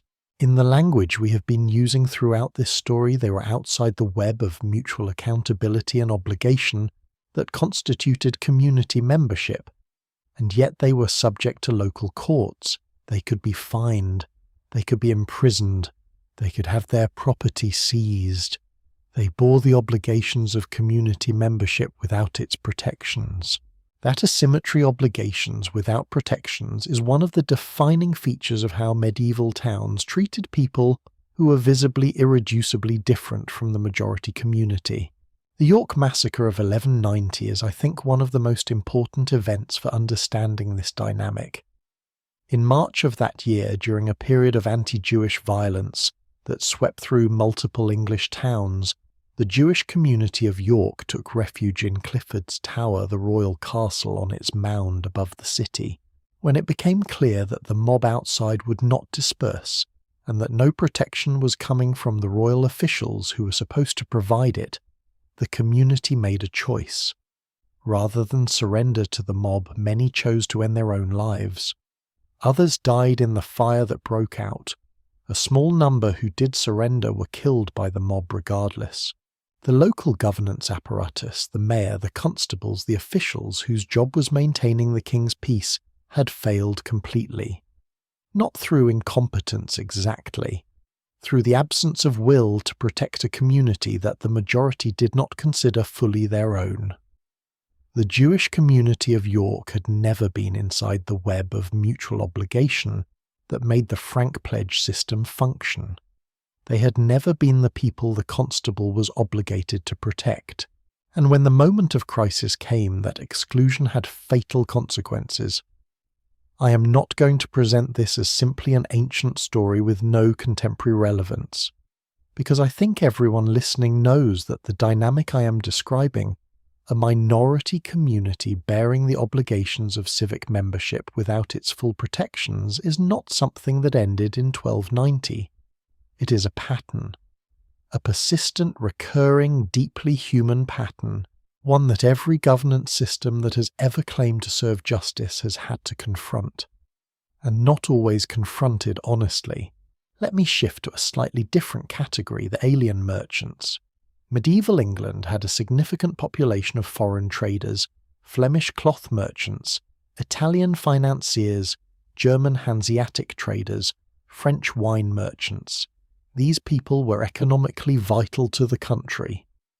The wool trade, the spice trade, the financial systems that allowed the crown to borrow money, all of these depended on foreign expertise and foreign networks, and yet the alien merchant occupied a legally precarious position in most English towns. They could trade, they were encouraged to trade, but they could not become burgesses, the free citizens of the town whose status gave access to the full protections and privileges of civic membership. They paid higher tolls. They faced restrictions on where they could stay and how long. They were subject to periodic explosions of popular resentment that translated into violence and property destruction, and they could not access the community-based justice systems in the same way that local residents could. A dispute between a local merchant and a foreign one heard by a local jury, composed entirely of local merchants, had a structural bias that was visible to everyone and acknowledged by almost no one. The pie powder court, which we discussed earlier, was partly a response to this. An attempt to give merchants, including foreign merchants, a forum for dispute resolution that operated on neutral commercial principles rather than local community biases. But the pea powder court only operated during fairs. The rest of the time, the alien merchant was dealing with the same systems that everyone else dealt with, just with fewer protections and more vulnerabilities. There is a dimension of the widow's story that I promise to come back to because I think it contains one of the genuinely surprising moments of the whole narrative. The treatment of widows in medieval custom law, particularly regarding wills and inheritance, was in several specific ways more progressive than the treatment of married women in common law. The widow of a burgess in many medieval English towns had what was called dower rights, the right to a portion of her late husband's property, often a third to a half. These rights could not be simply overridden by the husband's will or by the claims of other creditors. They were protected by custom, and they were enforceable in the local court. The widow could also in many towns inherit the freedom of the borough, the burgess status, from her deceased husband, which meant she could trade as a free citizen, she could take on apprentices, she could participate in the guild system, she could within the commercial sphere operate with something approaching the full legal standing of a male burgess. Some widows became genuinely powerful figures within their towns, running significant businesses, employing substantial numbers of workers, accumulating property and influence. These women navigated a system that was not designed for them with considerable skill. They found the gaps.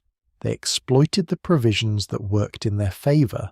They built lives and livelihoods within a framework that formally excluded them from full participation. That is not a triumph of the system. The system did not intend for them to succeed. The system was designed around the assumption that they would be quickly remarried and their independence would be brief, but their success is a testament to something important.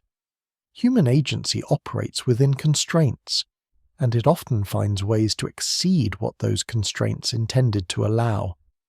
The medieval widow who built a successful business in the gaps of a system designed to limit her was not winning because the system was fair. She was winning despite the system being unfair. There is an important difference. And collapsing that difference, treating her success as evidence that the system was adequate, would be a mistake. Let me talk about one more category of outsider that I think often gets overlooked in discussions of medieval inclusion and exclusion. The wandering poor, the people who had no fixed community, who moved from town to town seeking work, seeking charity, seeking survival in a world that had very little structural provision for those who had fallen off the bottom of every community network. The frank pledge system, the web of mutual accountability that underpinned local governance, required you to be enrolled in a tithing, which required you to be a recognised member of a community, which required you to have a place, a standing, a connection. The wandering poor had none of these things. They were in the most literal institutional sense outside the system entirely, not merely disadvantaged within it, outside it. The law regarding vagrants, those who wandered without fixed employment or residence, became increasingly punitive through the later medieval period and into the early modern era. People who could not demonstrate community membership were not just unprotected, they were suspect. Their lack of rootedness was itself treated as evidence of moral failure, of social dangerousness. And the officials we've been discussing throughout this story, the constables, the bailiffs, the aldermen, were periodically called upon to clear towns of vagrants, to enforce the residency requirements, to push the wandering poor back to wherever they had come from, even though in many cases they had not come from anywhere. They were the people who had lost their somewhere, the dispossessed, the displaced, the casualties of economic changes that medieval governance was not equipped to understand, let alone address. I want to offer a personal reflection here because I think the stories in this section of our journey deserve more than just historical description. We began this whole series with the image of a town running itself, of ordinary people through obligation and custom and community knowledge, managing the affairs of daily life without professional administrators, without centralized bureaucracy, without most of the institutional machinery we associate with governance today. And I've spent a great deal of time in genuine admiration of what that system achieved, its innovation, its practicality, its community-rootedness. But admiration without honesty is not really admiration. It is just sentimentality. And the honest version of this story includes the widow who built her business in the gaps, the Jewish community of York who died because no one felt obligated to protect them, the alien merchant navigating a system designed to disadvantage him, the wandering poor who had no community to claim, the woman whose voice was literally caged. These are not footnotes. They are the test, the measure of what the system actually was as distinct from what it claimed to be. Every governance system proclaims its commitment to justice. The question that matters is justice for whom, and what happens to the people the answer leaves out. Medieval local governance leaves those questions hanging in the air with uncomfortable clarity, because the answers were not always comfortable, they were not always honest, and they were not always just. And yet, and I want to end this section with something that is genuinely true, not as a way of softening what came before, but because it is part of the honest picture. The same records that show us the scold's bridle also show us widows successfully suing in borough courts for debts owed to their late husbands.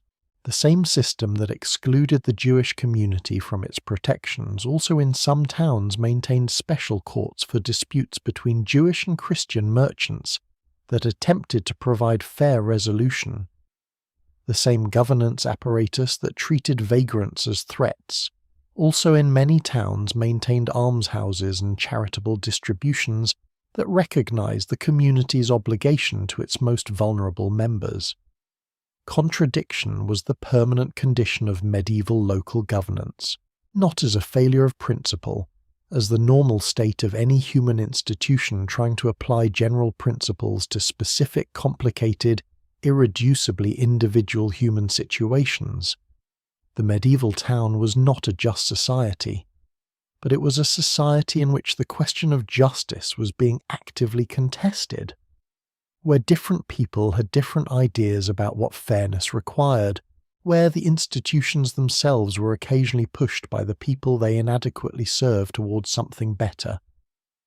That contestation, that messy incomplete often failed, but always ongoing effort to make governance more inclusive, is perhaps the most important legacy of the period. Not the institutions themselves, but the habit of questioning them, the insistence that they could be better, the refusal to accept that the current arrangement was the only possible one. We are nearly at the end of this long journey through the medieval machinery of local governance. We've seen it built, we've seen it work, we've seen it fail, we have seen who it protected and who it abandoned. There is one more question left, the biggest one. What did any of this actually leave behind when the court leet faded, when the frank pledge system dissolved, when the pie powder court held its last session, when the ale conner hung up his leather breeches for the last time? What remained? The answer is more present in your daily life than you might think, more deeply woven into the institutions around you, more alive in the assumptions you make about what governance should look like and what it should do. The medieval town officials are gone, their legacy is not, and understanding that legacy, tracing the thread from a muddy English market town in 1320 to the world you live in today, is how this story ends. So here we are, at the end of a very long road. And I want to take a moment before we go any further, because I think you deserve to sit with everything we have covered before I try to tie it together. We started in a muddy English market town sometime around 1320. We met the mayor who woke before dawn to hear his neighbours' complaints, the aldermen who governed their wards with a mixture of genuine dedication and unmistakable self-interest, the sheriff drowning in 4,000 cases a year with 4 sergeants and no professional training, the constable standing cold and alone at the town gate at 2 a.m. with nothing but his oath and the legal obligation of his neighbours to back him up, the bailiff walking the impossible line between institutional duty and human community, The court leet with its 12 neighbours sitting in judgment of other neighbours twice a year. The ale conner in his leather breeches doing the most dignified, undignified job in public health history. The pie-powder court deciding disputes in hours for people whose feet were literally dusty from the road. The corruption, the bought verdicts, the women whose voices were caged, the communities left outside the circle of protection entirely. All of it, 700 years ago, in a world that looks nothing like ours.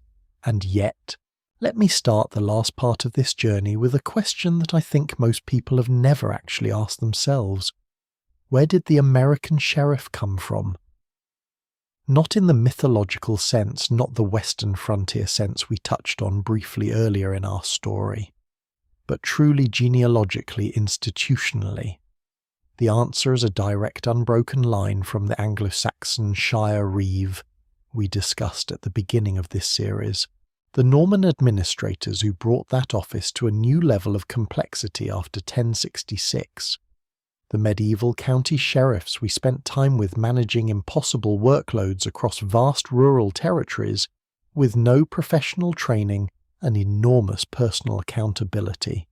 When English settlers arrived on the American eastern seaboard in the 1600s, they did not build their local governance from scratch. They brought their institutional inheritance with them, the county as an administrative unit, the sheriff as the county's primary law enforcement officer, the posse comitatus as the mechanism for mobilizing community response to serious law-breaking. All of it arrived in the New World as cultural and legal luggage, packed alongside the seed corn and the Bible and the tools of settlement, and it spread westward as the country expanded, adapted to new landscapes, new populations, new challenges, but recognizable in its essential architecture to anyone who has spent time with the records of medieval English local governance. The next time you see a county sheriff's badge, that star shape, that symbol of a local law enforcement authority, you're looking at something whose roots go back to a man in a russet robe, managing 100 court in a soggy English county in 1320, trying to make the king's peace real in the physical world with inadequate resources and enormous personal exposure. That continuity is not trivial. It is the kind of thing that makes history feel less like a subject and more like a living presence. But the American sheriff is just one thread. Let me pull a few others. The justice of the peace. The office that gradually absorbed many of the functions of the court leet and the aldermanic system, as the medieval period gave way to the early modern era, arrived in colonial America and became one of the foundational institutions of local governance across the country. The office still exists today. In many American states, justices of the peace conduct marriages handle minor legal matters and serve as the first point of contact between ordinary citizens and the formal legal system. 700 years of institutional continuity, not unchanged in any particular but recognizable, traceable. The community board, the neighborhood association, the local planning committee, the elected county commissioner, all of these carry in their basic DNA something inherited from the world we've been exploring. The idea that governance at the local level should be performed by people who live in the community being governed, who have personal stakes in its outcomes, who cannot simply clock out and go home to somewhere else when the day ends. That idea did not originate in 18th century political philosophy. It was being practiced imperfectly but genuinely in English market towns 5 centuries earlier. I want to talk about something that I find genuinely moving. Not sentimental, actually moving. The concept of community policing. In the latter decades of the 20th century, policing theorists and practitioners in the United States and United Kingdom began developing what they called community policing as an alternative to the increasingly centralized, professionalized patrol car-based model that had dominated for decades. The core idea of community policing is this: police officers should be embedded in specific communities. They should know the people they serve. They should be known by those people. They should walk beats rather than drive patrol routes. They should build relationships with local businesses, local schools, local community organizations. They should be accountable not just to the institution but to the community itself. Now, does any of that sound familiar? Because what the policing reformers of the 1980s and 90s were proposing as an innovation, as a new model for law enforcement in the modern world, was in its essential structure, what the medieval constable system had been practicing for 500 years. The embedded officer, the personal accountability, the community knowledge as the foundation of effective peacekeeping, the recognition that safety is not something that a centralized force can deliver to a community from outside. It is something that a community produces from within with institutional support. The medieval constable knew this, not as theory, as daily lived experience. And the fact that we had to rediscover it after a century of moving away from it towards centralized professionalism is one of those historical ironies that I find genuinely instructive. We did not progress linearly away from the medieval model towards something better. We progressed away from it, discovered what we had lost, and began trying to reconstruct it in new forms. That is not failure. That is how institutional knowledge actually works. It gets lost, it gets rediscovered, and each time it comes back changed, shaped by the new context into which it is being reintroduced. Let me tell you about something that happened in England in the 1980s that I think captures this perfectly. As part of a broader reform of local governance, the British government began formally encouraging the revival of ancient community institutions as part of what they called community governance. Among the institutions they encouraged was the court leet. Not as a serious judicial body, the formal legal functions had long since transferred to magistrates' courts and the broader court system, but as a community governance institution, a forum for local people to formally discuss the condition of their community, appoint symbolic officers, and maintain a connection with the ancient tradition of communal self-governance. Several court leets that had survived in ceremonial form became more active. New ones were established in places that had lost theirs centuries ago, and the people who joined them in the 1980s in England in a world of television and automobiles and supermarkets took their roles seriously. They appointed ale conners, they appointed constables, they held formal sessions, they issued presentments about local problems. The forms were ancient, the people were entirely contemporary, and something in the meeting of those two things, the ancient form and the contemporary person, seemed to produce something genuinely valuable. A sense of belonging to something larger than oneself, a sense of responsibility for the community one lived in, a sense that governance was not something that happened to you from above, but something that you participated in from within. I am not suggesting we bring back the leather breeches test, though frankly some modern food safety inspections could stand to be a bit more dramatic. But I am suggesting that the impulse behind the court leet, the insistence that community members should take active personal responsibility for the standards of the community they live in, is an impulse that survives because it answers a genuine human need. Let me trace one more thread before we come to the end. The pie powder court and its legacy in commercial dispute resolution. Today, when you buy something on a major online marketplace and a dispute arises about whether the item arrived, whether it was as described, whether a refund is warranted, the platform has a dispute resolution system. It decides cases quickly. It applies commercial standards rather than formal legal procedure. It is staffed by people who understand the specific commercial context, the particular dynamics of online retail, rather than the general principles of contract law. You might have used such a system. You might have been frustrated by such a system. You might have been grateful for such a system. What you probably did not think in the moment of submitting your dispute was this is the pie powder court. This is the court of the dusty feet translated into the 21st century, but it is, not literally. But in its essential logic, fast resolution, specialized judgment, commercial custom applied by people who understand the domain, the pie powder court and the online dispute resolution platform are recognizably the same idea, 700 years apart. The same problem, the same solution, different technology, same human need. There is a moment in the history of medieval local governance that I keep coming back to as I think about its legacy. It is not a dramatic moment. There is no battle, no famous speech, no founding document. It is simply a man, a constable probably, or an alderman, or perhaps a town clerk sitting down in the year 13. Something in a stone chamber lit by a single candle, and writing in a parchment roll the details of a dispute that had been brought before the court that day, the name of the complainant, the name of the defendant, the nature of the complaint, the decision reached, and then moving on to the next case. That document in many cases survived.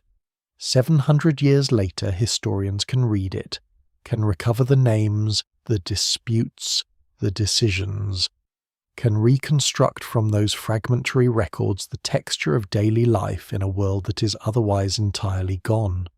What strikes me about that is not the historical significance, it is the ordinariness. The man who wrote that record did not think he was creating a historical document. He thought he was doing his job, recording the outcomes of a court session so that the community had a reliable account of what had been decided and could refer back to it if needed.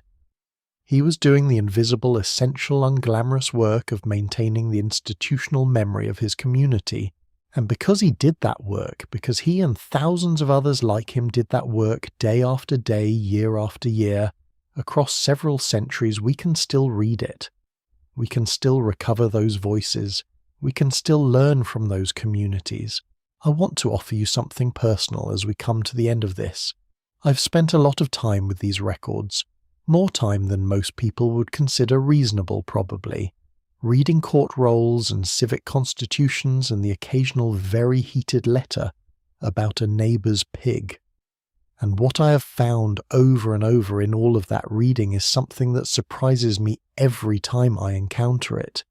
These people were trying, not always succeeding, not always honestly, not always for the right reasons, but genuinely, sincerely trying to build something, trying to create systems that made their communities better, that made justice accessible to ordinary people, that kept the streets clean and the ale safe and the bread honestly weighed, that gave people a place to bring their grievances and have them heard. They failed often. The systems they built were unfair often. They excluded people who deserved inclusion. They protected people who deserved accountability. But they tried.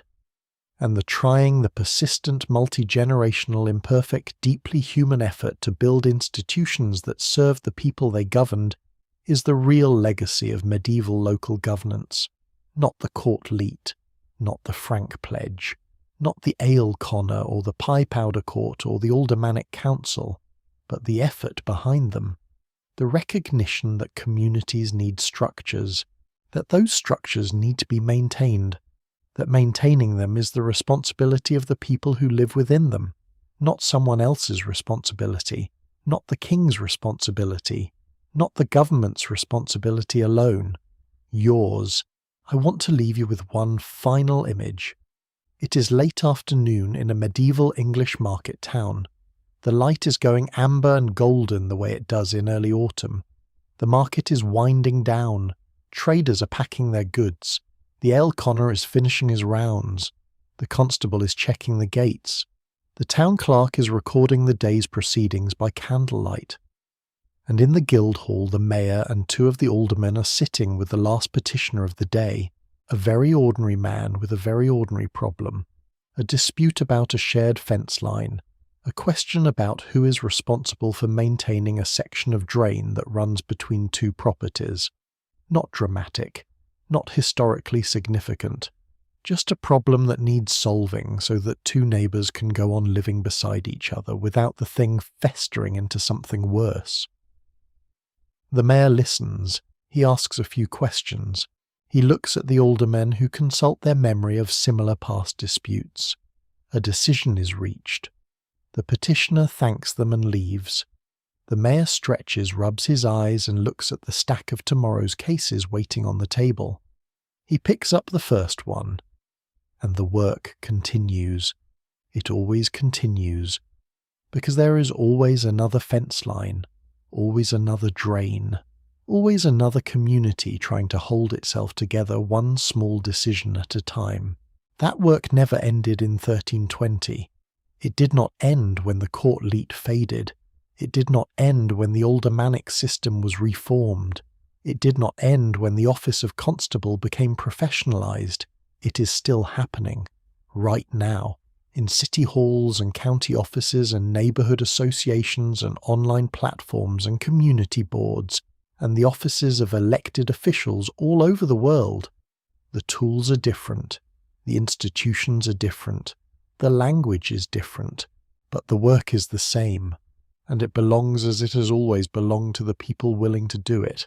Thank you for spending this time with me.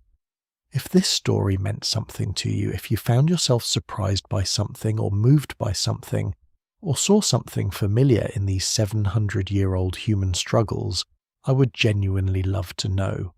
Leave a comment below. Tell me which part got you. Tell me which character you are still thinking about. Tell me if you have ever thought about your own civic participation differently after hearing this, because that conversation, the one that happens between us in the comments, is in its own small way part of the same tradition we've been exploring tonight. People, talking about the community they live in, working out together what it means to share a world. There is nothing more medieval than that. There is nothing more human than that. Sleep well.